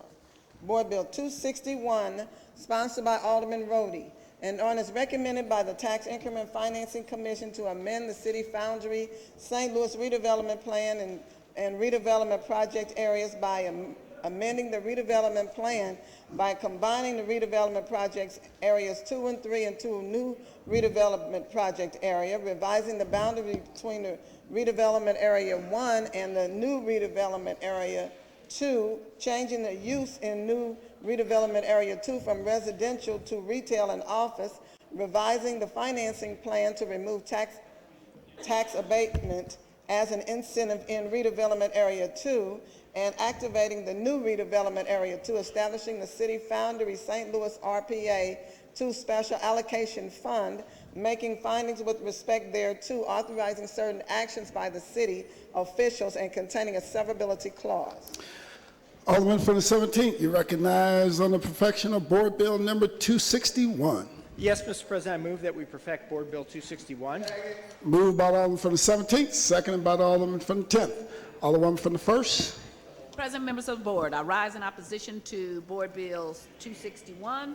I heard the alderman say it surprised him sometime about the people that vote no and they don't know anything about what's going on. What I do know is that this city is in debt. We don't have money. Our school systems are problematic. And I know that every map that comes out shows that there are certain wards that get, and I found the map, the St. Louis City investment by wards. There are certain wards that incentives are just supposed to be that. Tax increment financing is something that said, but for the fact it wouldn't happen. They have taken tax increment financing and stretched it to beyond all reason. At what point do we come to a place where we say there are certain places that don't need tax increment financing anymore, don't need tax abatement, don't need any of these other incentives, that you have to start doing these things by yourself? I actually heard the 19th Ward talk about talk about the alderman from the 9th and saying that it kind of concerned her that for low-income people, they were not getting as much tax abatement, but then a public thing that they were. And I kind of agree with her on that, and that's my reason for voting no on these TIFs and tax abatement. From what I can see from this map, the 17th Ward has his share, my share, your share, and everybody else's share. And if we ever get to the TIF agreements that we're supposed to, we need to limit how many we're going to do and use them for wards that actually need TIF and tax abatement. And so when you just give them out to the 17th Ward or other wards that, if you look at this map, then you're not doing incentives anymore. What you're doing is giveaways and handouts. And at some point, people have to make them own, make the projects work, or they're not workable. I actually developed strip malls in my ward without any tax abatement, much less TIFs. And so at this point, if we're always going to say whatever the alderman wants, no matter what and how many, then we're not ever going to get to a place in which we limit these things. And we're going to always be a city that are the super rich, because that's what we've created, and super haves, and at the expense of what we should be doing with these things. And so these TIFs, they're wonderful, and people love them, and everybody goes, oh, look at that. But it's at the expense. If we limited where we were putting TIFs and tax abatements to places that really need them, we would get much more development in the needed places. And we could still have development in other places. I'm not saying the 17th Ward is not an important ward or any of the other ones, but it's too much, and I will continue to vote no on them. And like I said, I have been gathering this information for 25 years, and it is a stark contrast. When you look at this map that they put out, St. Louis City investments by wards, it's scary to look at one ward having more investment than most of the entire city. That's not right. It's not how we should run a city. When I started voting against these things a long time ago, and I've not seen it get any better. I've heard us talk the talk, but we have not walked the walk, and we need to do better by our city. Thank you, Alderwoman. Any further discussion? Any further discussion? Alderman from the 17th, you recognize the close. Yes, Mr. President, I actually am very proud of this project as well as many of the other projects in our ward. Some of the other TIFs in the 17th Ward, perhaps people aren't familiar, there's something called IKEA that's over there. It's doing about $100 million a year in sales. Where it was located, we had a deal with, we had institutions contribute to a site assemblage fund, and we were able to acquire 8 different parcels of property from 8 different property owners. And we had to go ahead and have an investor who was willing to do that and just basically sit around and wait for an opportunity like IKEA to come along. We were competing with Fenton for that particular store. In order for that to get built, we needed to go ahead and have it built on 20 acres instead of 30 acres, which is what would have happened if it was out at the old Chrysler site. And to do that, we had to go ahead and prop the building up so that they could park underneath the building. So there's 10 acres of parking, in essence, underneath the store.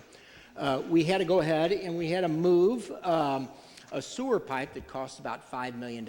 We took some of that revenue and we used some of the TIF revenues to build a Cortex Commons, which is right near the new Metrolink stop. We used some of the proceeds to go ahead and encourage the Cambridge Innovation Center, which is the most successful business incubator center in the world. It's located, their only other location before being here in St. Louis was next to MIT in Cambridge, Massachusetts. And this is their second location. So we used some of the funds to go ahead and bring CIC here. And, you know, ironically, that's if you took a look at jobs and earnings tax throughout the city, in the last few years, our city would have actually lost about 3,000 jobs, but for the 7,000 jobs that were grown around the medical centers. So, you know, that's kind of an example of how we might use TIF creatively. And of course, the sales that IKEA come from are almost virtually all net new sales for the city. We actually had about 100,000 people from the St. Louis metro area that were driving to Chicago to buy things at the IKEA store in Chicago. That is the attraction of that. And of course, when IKEA was developed, that created a lot of new momentum for us over there. Across the street from IKEA is a 12-acre site that used to employ a lot of people.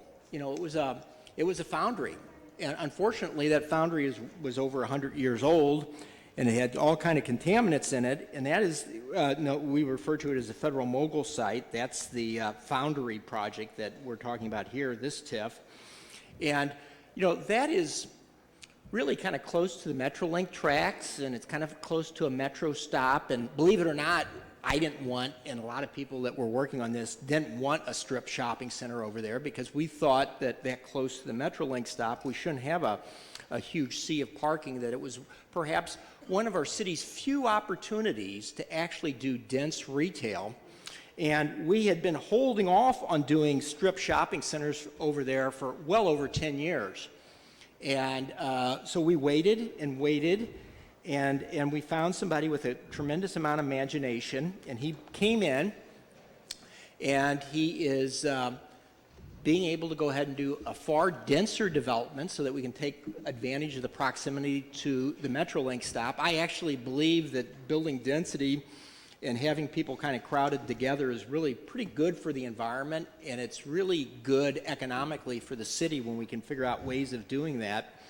And so we went ahead and wanted to make sure that we took advantage of that opportunity of being so close to the university, to the Metrolink stop, that we didn't just go ahead and throw in a strip mall, that we really went ahead and did something that was worthwhile. The enthusiasm of this project has been remarkable. GRG, the Great Rivers Greenway, which I had the opportunity and privilege of sponsoring, the city portion of that legislation, has taken an interest in what's going in the foundry. They are, in the philanthropic community in the St. Louis area has as well. So what appears to be happening is this GRG, which is we all fund that throughout the region with a portion of our sales tax. They are interested in perhaps making this kind of one of the important links that will connect downtown, and frankly, all the greenways are going to end up converging from all parts of town. But the philanthropic community has gotten behind this, and they are now out looking for to engage an international competition for design of the Greenway that would then connect people, destinations from the 19th Ward, which is north of me, is represented by an African-American woman, and will connect from the 19th Ward through the Federal Mogul site, then connect out through the park, and will create incredible development opportunities all along the way, and will probably generate many millions of dollars from the philanthropic community to create that opportunity. Of course, as we're doing this, we are very cognizant, not only in Cortex, but the projects after that, what our commitment is to making sure that the development is inclusive for all of St. Louis. So we track the hours of the people who work to see if they're city residents, to see if they're minorities or women. and we track the contracts to do that. And we're going to be bringing lots of new jobs in, and it's an amazing thing. Again, I'm kind of a numbers guy, and I like to work on facts, but there's actually a couple of WashU professors, one from out at WashU and one at UMSL, and they did a big analysis on city neighborhoods, and one of the things they found that really stabilizes city neighborhoods is employment being close by. So when we go ahead and we build the foundry, and we bring the jobs in that will be working there, some of them will be retail jobs, which will be entry level, but some of them will be office jobs. They're going to create all kinds of opportunities for people who are going to want to go ahead and walk to those places, and it's going to help us support the neighborhoods adjacent, some to the north.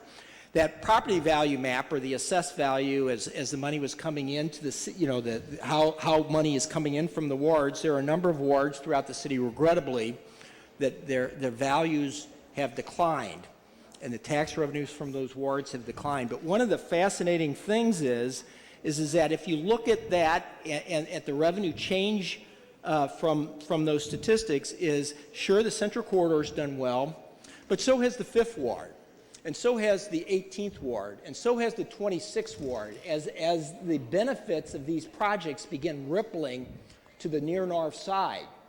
And people, when you have jobs and they have the employment opportunities, people are going to be looking to live close by, and that's going to prop up the real estate values nearby.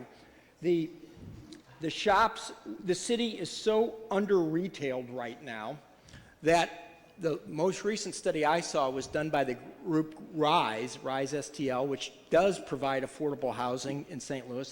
They're the largest creator of affordable housing in the state of Missouri. They did a study on sales tax, and this is a few years old, but based on their estimates, 1 out of 3 sales tax dollars in the city of St. Louis is lost to the suburbs. And the reason that is that we have no retailing in the city. It is so hard to build retailing in the city because of site assemblage problems. We all, our city was built, over 100 years ago, and to build new retail, you had to buy all these parcels up, and there's nobody willing to wait around to do all that. So when you go ahead and run into an opportunity where you have 10 or 12 acres next to an economically, dynamic area, it's a unique opportunity. The retailer that's actually doing the developer that's actually doing this is actually competing with the developer for tenants across the street from the Galleria. And we are so, this whole dialogue that's occurring about trying to go ahead and get everybody mad at the Central Corridor. The bottom line is when we collect taxes in the Central Corridor, those tax dollars still come down here to City Hall. At least some of them do. We have to give some of them back because we're competing with Fenton, we're competing with Richmond Heights, we're competing with Clayton.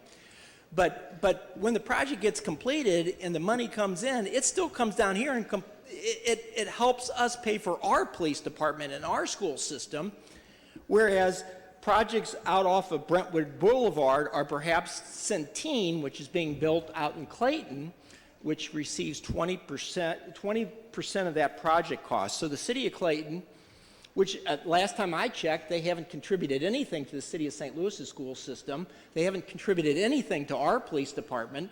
The city of Clayton doesn't have a third of their population qualifying for federal programs.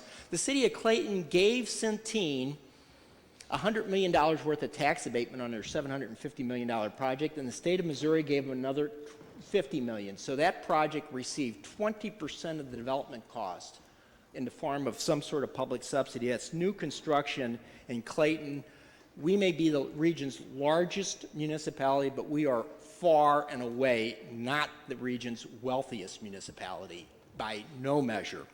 So this gives us a chance of getting some of those retail dollars, so when the folks show up over there and they buy something from this shopping center, at least it's going to go ahead and it's going to support our school system and our police department and our parks department and all those things. Otherwise, we can go ahead and unilaterally disarm, let Clayton go ahead or Richmond Heights go ahead and build these things, and then we can all go out to Brentwood and take all of our retail tax dollars out there, buy them from from the shopping centers out there, and we can all support the Clayton school system or the Richmond Heights school system or any of those. But I ask for you to go ahead and vote to support this so that the residents and the employees of St. Louis City can go ahead and buy things over there to support our school system and our police department, our parks department, our refuge divisions, and all the other needs that we have in the city of St. Louis. Thank you.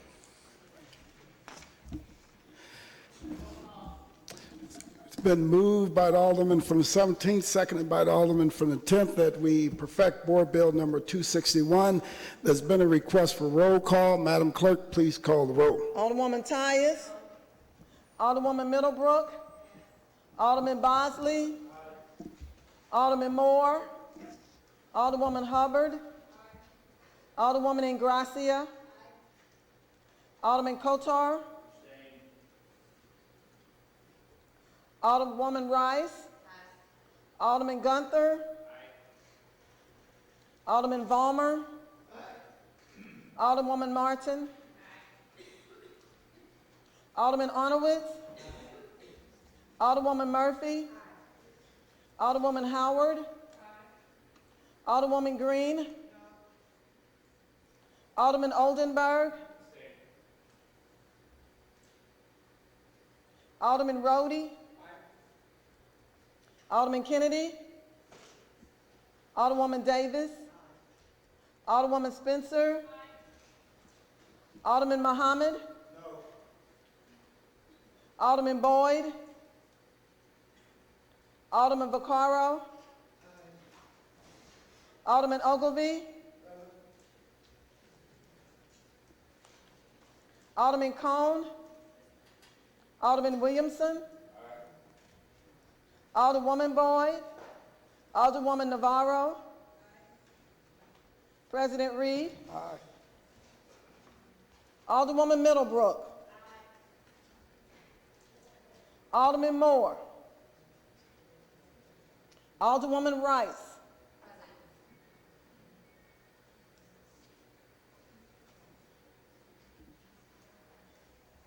Alderman Kennedy. Alderman Boyd.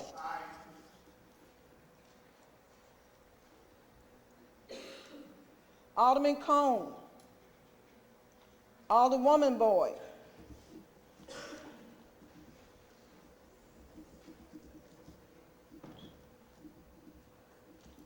$18 aye votes, 3 no votes, 2 abstain, and 2 present.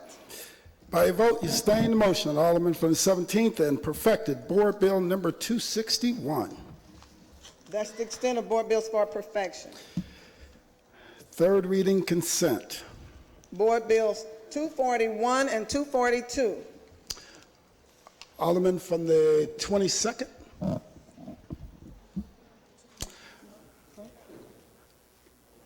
Alderman from the 17th.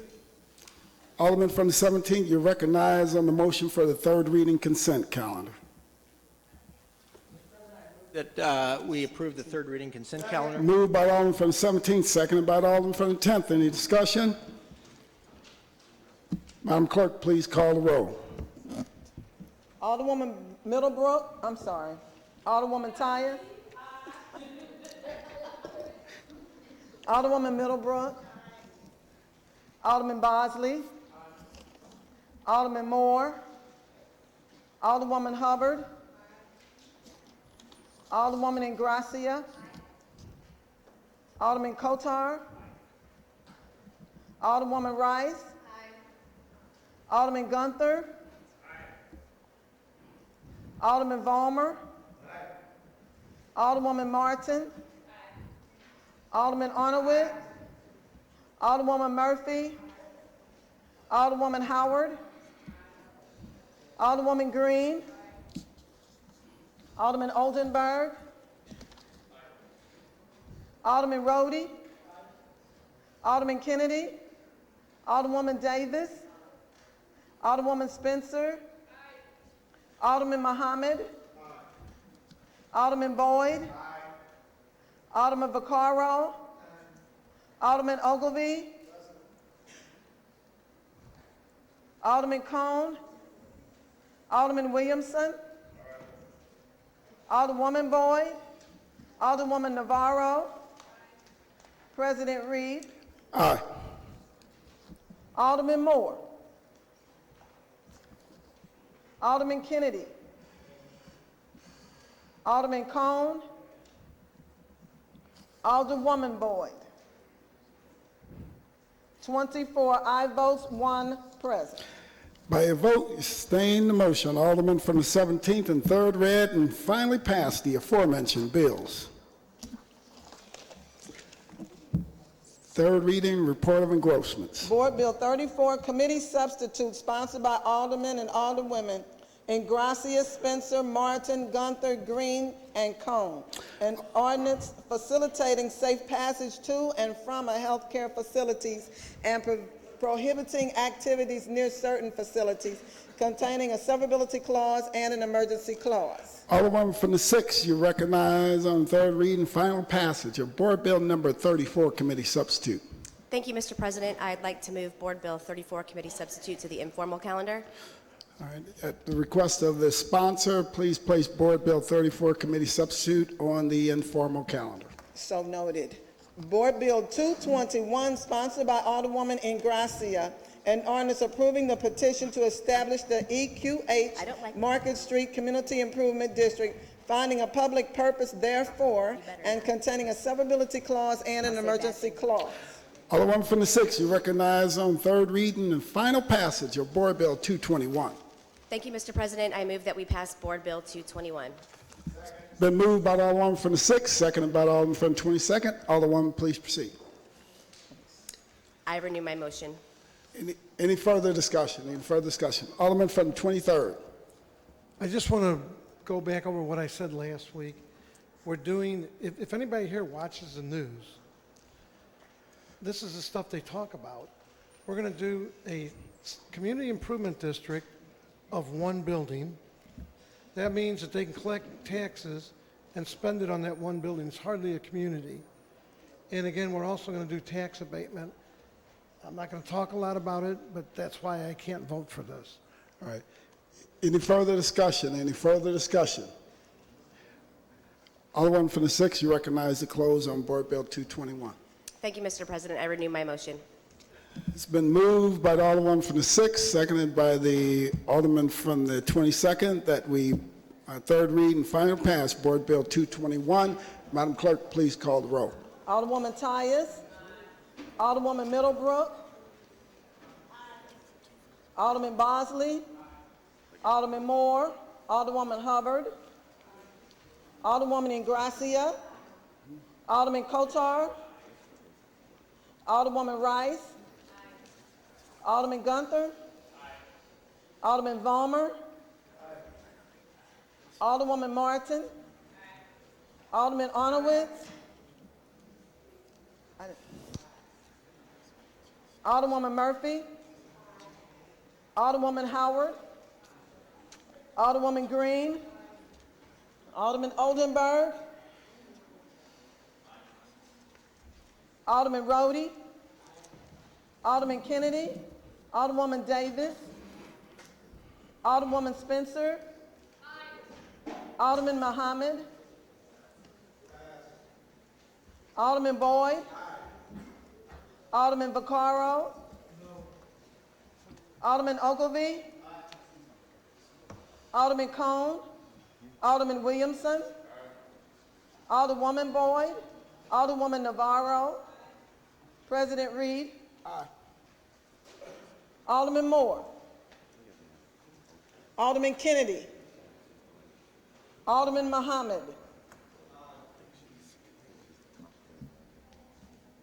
Alderman Cone, Alderwoman Boyd. 24 aye votes, 1 no vote. By vote, you sustain the motion. Alderwoman from 6th and third read and finally passed Board Bill number 221. Board Bill 191, floor substitute, sponsored by Alderman Rhodey, an ordinance recommended by the Planning Commission to provide for the establishment of a Forest Park Southeast farm-based district and containing a severability clause and an effective date clause. Alderman from the 17th, you recognize on third reading, final passage of Board Bill 191, floor substitute. Yes, Mr. President, I move for passage for Board Bill 191. Moved by the Alderman from the 19th, seconded by the Alderman from the 10th. Any discussion? I renew my motion. It's been moved by the Alderman from the moved by the Alderman from the 17th, seconded by the Alderman from the 10th, that we third read and final pass Board Bill 191, floor substitute. Madam Clerk, call the roll. Alderwoman Tyus. Alderwoman Middlebrook. Alderman Bosley. Alderman Moore. Alderwoman Hubbard. Alderwoman Ingracia. Alderman Kotar. Alderwoman Rice. Alderman Gunther. Alderman Vollmer. Alderwoman Martin. Alderman Arnowitz. Alderwoman Murphy. Alderwoman Howard. Alderwoman Green. Alderman Oldenburg. Alderman Rhodey. Alderman Kennedy. Alderwoman Davis. Alderwoman Spencer. Alderman Muhammad. Alderman Boyd. Alderman Vaccaro. Alderman Ogilvie. Alderman Cone. Alderman Williamson. Alderwoman Boyd. Alderwoman Navarro. President Reed. Aye. Alderman Moore. Alderman Kennedy. Alderman Cone. Alderwoman Boyd. 25 aye votes. By a vote, you stay in the motion. Alderman from the 17th and third read and finally passed Board Bill 191, floor substitute. That's the extent of third reading, report of engrossment, and final passage. Report of Enrollment Committee. Board Bills 241, 242, 221, and 191, floor substitute. All other business being suspended, the President shall in open session affix his signature hereto to the end that these may become law.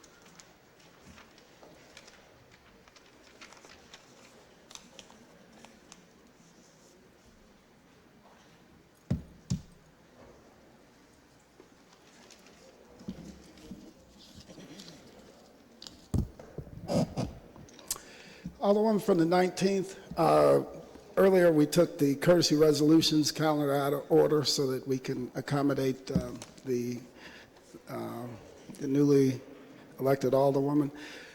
So I'm recognizing you on motion for the courtesy resolutions calendar. I move that we adopt a courtesy resolution calendar. Moved by the Alderman from the 19th, seconded by the Alderman from the 22nd. Any discussion? All in favor signify by saying aye. Aye. Opposed? Motion carries. First reading of resolutions. Resolution 236, sponsored by Alderwoman Green, Ingracia, Martin, and Navarro. The City of St. Louis supports the freedom of all city employees to exercise their rights to a voice and dignity on the job through joining together in strong unions, and that the upcoming Janus versus Ascami Supreme Court case will have a monumental impact on our city residents, and the Board of Aldermen urges the court to consider the legacy of Dr. King, the Memphis sanitation workers, and the public benefit created by workers organizing in rendering its decision. Alderman from the 15th, you recognize on the first reading of Resolution 236. Thank you, Mr. President. Members of the board, I'd like to move for unanimous consent of Resolution 236. Hearing no objection, please proceed. really short and sweet. Janice v. AFSCME is starting to be debated with in front of the U.S. Supreme Court this week. This will significantly impact public sector workers and the ability to unionize. Essentially, it is the same as right to work, but for public sector unions, and saying that they would no longer have to pay dues in order to have the benefits of the union. So we're asking that the board join with numerous other cities across the country and asking that the Supreme Court take into consideration the long legacy of unions and the reasons that we need to support public sector unions. All right. Any further? Alderman from the 19th. Thank you, Mr. President. I just wanted to have a few words of encouragement for those who don't pay attention to what's going on with unions, that they start paying attention. You see, the workforce and what is asked of them today, we're asking people to work more hours for less money, less benefits, and it's just, you need a representative. As a former union member and a former steward, I understand the importance of having representation, and I understand how important it is. We have in this country such an unbalanced work ethic, different from all other countries. At the end of the day, work, fall out, pass out, work. I don't give you any more money. I take all the profit. End of the story. No. So we need to do something different. So I do support the unions, and if you really wanted to understand it, just 7 years ago, 37% of the workforce was unionized. Today, we barely have 11%. It's a little under 11%. That's scary.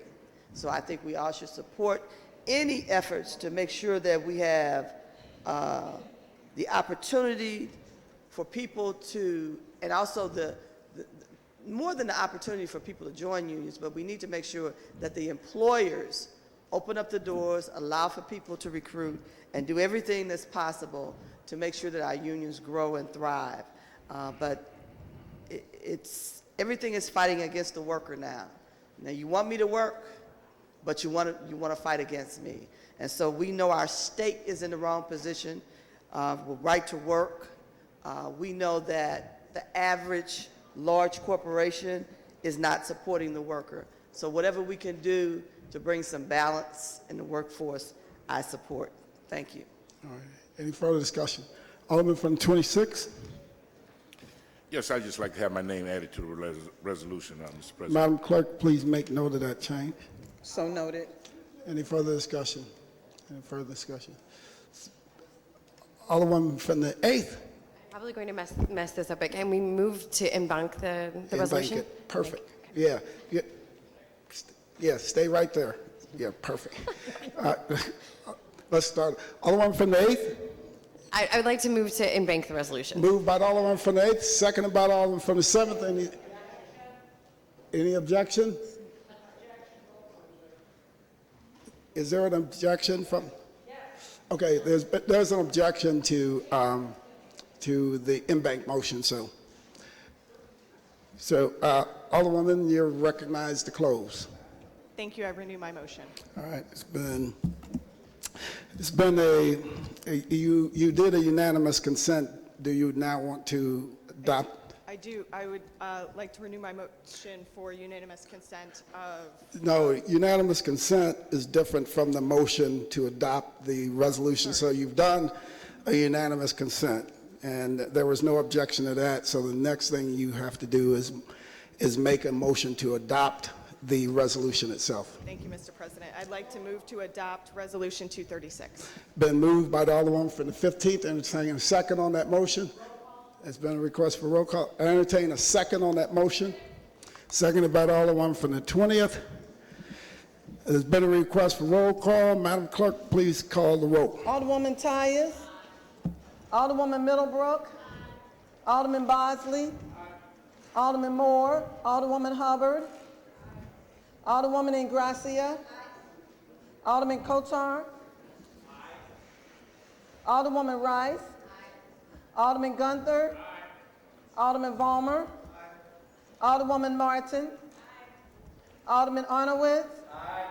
Alderwoman Murphy. Alderwoman Howard. Alderwoman Green. Alderman Oldenburg. Alderman Rhodey. Alderman Kennedy. Alderwoman Davis. Alderwoman Spencer. Alderman Muhammad. Alderman Boyd. Alderman Vaccaro. Alderman Ogilvy. Alderman Cone. Alderman Williamson. Alderwoman Boyd. Alderwoman Navarro. President Reed. Aye. Alderman Moore. Alderman Kennedy. Alderman Cone. Alderwoman Boyd. 25 aye votes. By vote, you stay in the motion. Alderwoman from the 15th adopted Resolution 236. Resolution 240, sponsored by Alderwoman Murphy. The Board of Aldermen calls upon United States Congress to propose and send to the states for ratification a constitutional amendment to restore constitutional rights and fair elections to the people. Alderwoman from the 13th, you recognize on the first reading of Resolution 240. I move for unanimous consent for Board Bill Resolution 240. Hearing no objection, please proceed, Alderwoman. Basically, Resolution 240 is a proposed constitutional amendment. I believe it would be Amendment 28, if I remember my history properly. And it's basically to overturn the effects of Citizens United. I was asked to sponsor it by a group called American Promise, who is a national nonprofit organization going from state to state to try to bring this up forward. All right, thank you. Any further discussion? Any further discussion? Alderwoman from the 14th. Madam Clerk, please make note of that. Alderwoman from the 14th would like to add her name to it. Alderwoman from the 15th. I would also like to add my name to it. Madam Clerk, please make note of that. Alderwoman from the 6th. Yeah, Alderman, please make note of that. Any further discussion? Any further discussion? It's been Alderwoman from the 13th. Would you like to make the motion to adopt Resolution 240? I request the adoption of Resolution 240 by unanimous consent. It's been moved by the Alderwoman from the 13th, seconded by the Alderwoman from the 14th. Any further discussion? All in favor signify by saying aye. Aye. Opposed? Thank you. Motion carries. That's the extent of first reading of resolutions. Second reading. Following resolution was reported out of the Rules Committee. Resolution 173 as amended, sponsored by Alderwoman Davis and President Reed. The Board of Aldermen shall recognize the Me Too movement and review all city ordinances and regulations in relation to sexual harassment to identify and determine that all workers, whether intern, volunteer, or employee, receive the same. All right. If you're not a member of the Board of Aldermen elected, get off the back wall. Yeah. So we're going to have to stop. This is not a thoroughfare. This is, you cannot continue to, people cannot continue to just blatantly disregard the rules of the board when they're attending the meeting. Please proceed, Madam Clerk. Volunteer or employee receives the same protections. All right. Alderwoman from the 19th, you recognize on the second reading of Resolution 173 as amended. Thank you, Mr. President and members of the board.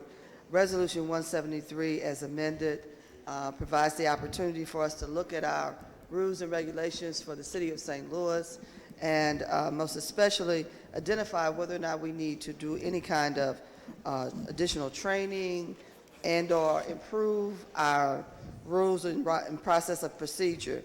One of the things that came out of the committee as it was amended is that we actually do a study and provide a report to this Board of Aldermen by December 1st. Okay. Would you like to make a motion to adopt as final? I am ready to make a motion to adopt Resolution 173 as amended. It's moved by the Alderwoman from the 19th. Entertain a second on that motion. Seconded by the Alderman from the 7th. Any further discussion? All in favor signify by saying aye. Aye. Opposed, motion carries. Thank you. Following resolution was reported out of the Health and Human Services Committee, Resolution 213 as amended, sponsored by Alderwoman Martin. The Board of Aldermen recognized this 45th anniversary of the Supreme Court's milestone decision in Roe v. Wade, affirming personal liberties and the right to privacy. Alderwoman from the 19th, actually, Alderwoman from the 11th. Thank you, Mr. President. I'd like to make a motion to adopt this resolution. It's been moved by the Alderwoman from the 11th that we adopt Resolution 213 as amended, seconded by the Alderwoman from the 6th and the Alderwoman from the 19th. Please proceed, Alderwoman. I believe we have a request for a roll call. All right, there's been a request for roll call. Any further discussion? Alderwoman from the 19th. I just heard a request for roll call, but my request is that we put this resolution in bank. Okay. You can make a motion, and if there's an objection, then it will I not. shall make a motion that we put Resolution 213 as amended in bank. There's been an objection to that, so Okay. that's not going to. Any further discussion? Any further discussion? Alderwoman from the 15th. As Madam Clerk, please make note of that. Any further discussion? Any further discussion? Alderwoman from the 11th, you recognize close. Thank you. I close. All right. It's been moved by the Alderwoman from the 11th, seconded by the Alderwoman from the 19th, that we adopt Resolution 213 as amended. There's been a request for roll call. Madam Clerk, please call the roll. Alderwoman Tyus. Alderwoman Middlebrook. Alderman Bosley. Alderman Moore. Alderwoman Hubbard. Alderwoman Ingracia. Alderman Kotar. Alderwoman Rice. Alderman Gunther. Alderman Vollmer. Alderwoman Martin. Alderman Arnowitz.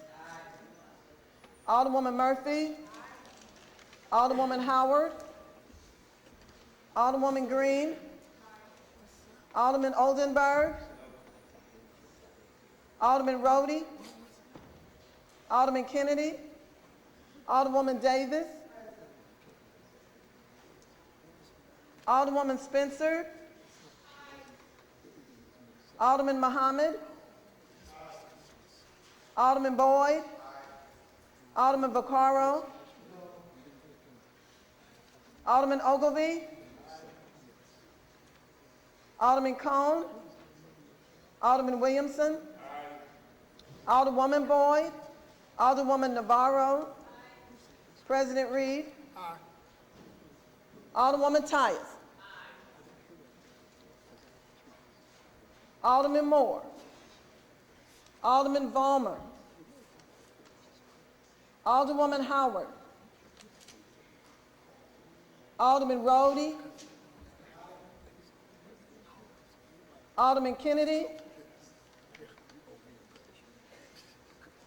Alderman Cone. Alderwoman Boyd. 20 aye votes, 2 no votes, 1 present. By a vote, you sustain the motion of the Alderwoman from the 11th and adopted Resolution 213 as amended. That's the extent of second reading of resolutions. Miscellaneous unfinished business. We have none. Announcements. Tuesday, March the 6th, Neighborhood Development Committee meeting at 9 a.m. in the Kennedy Room.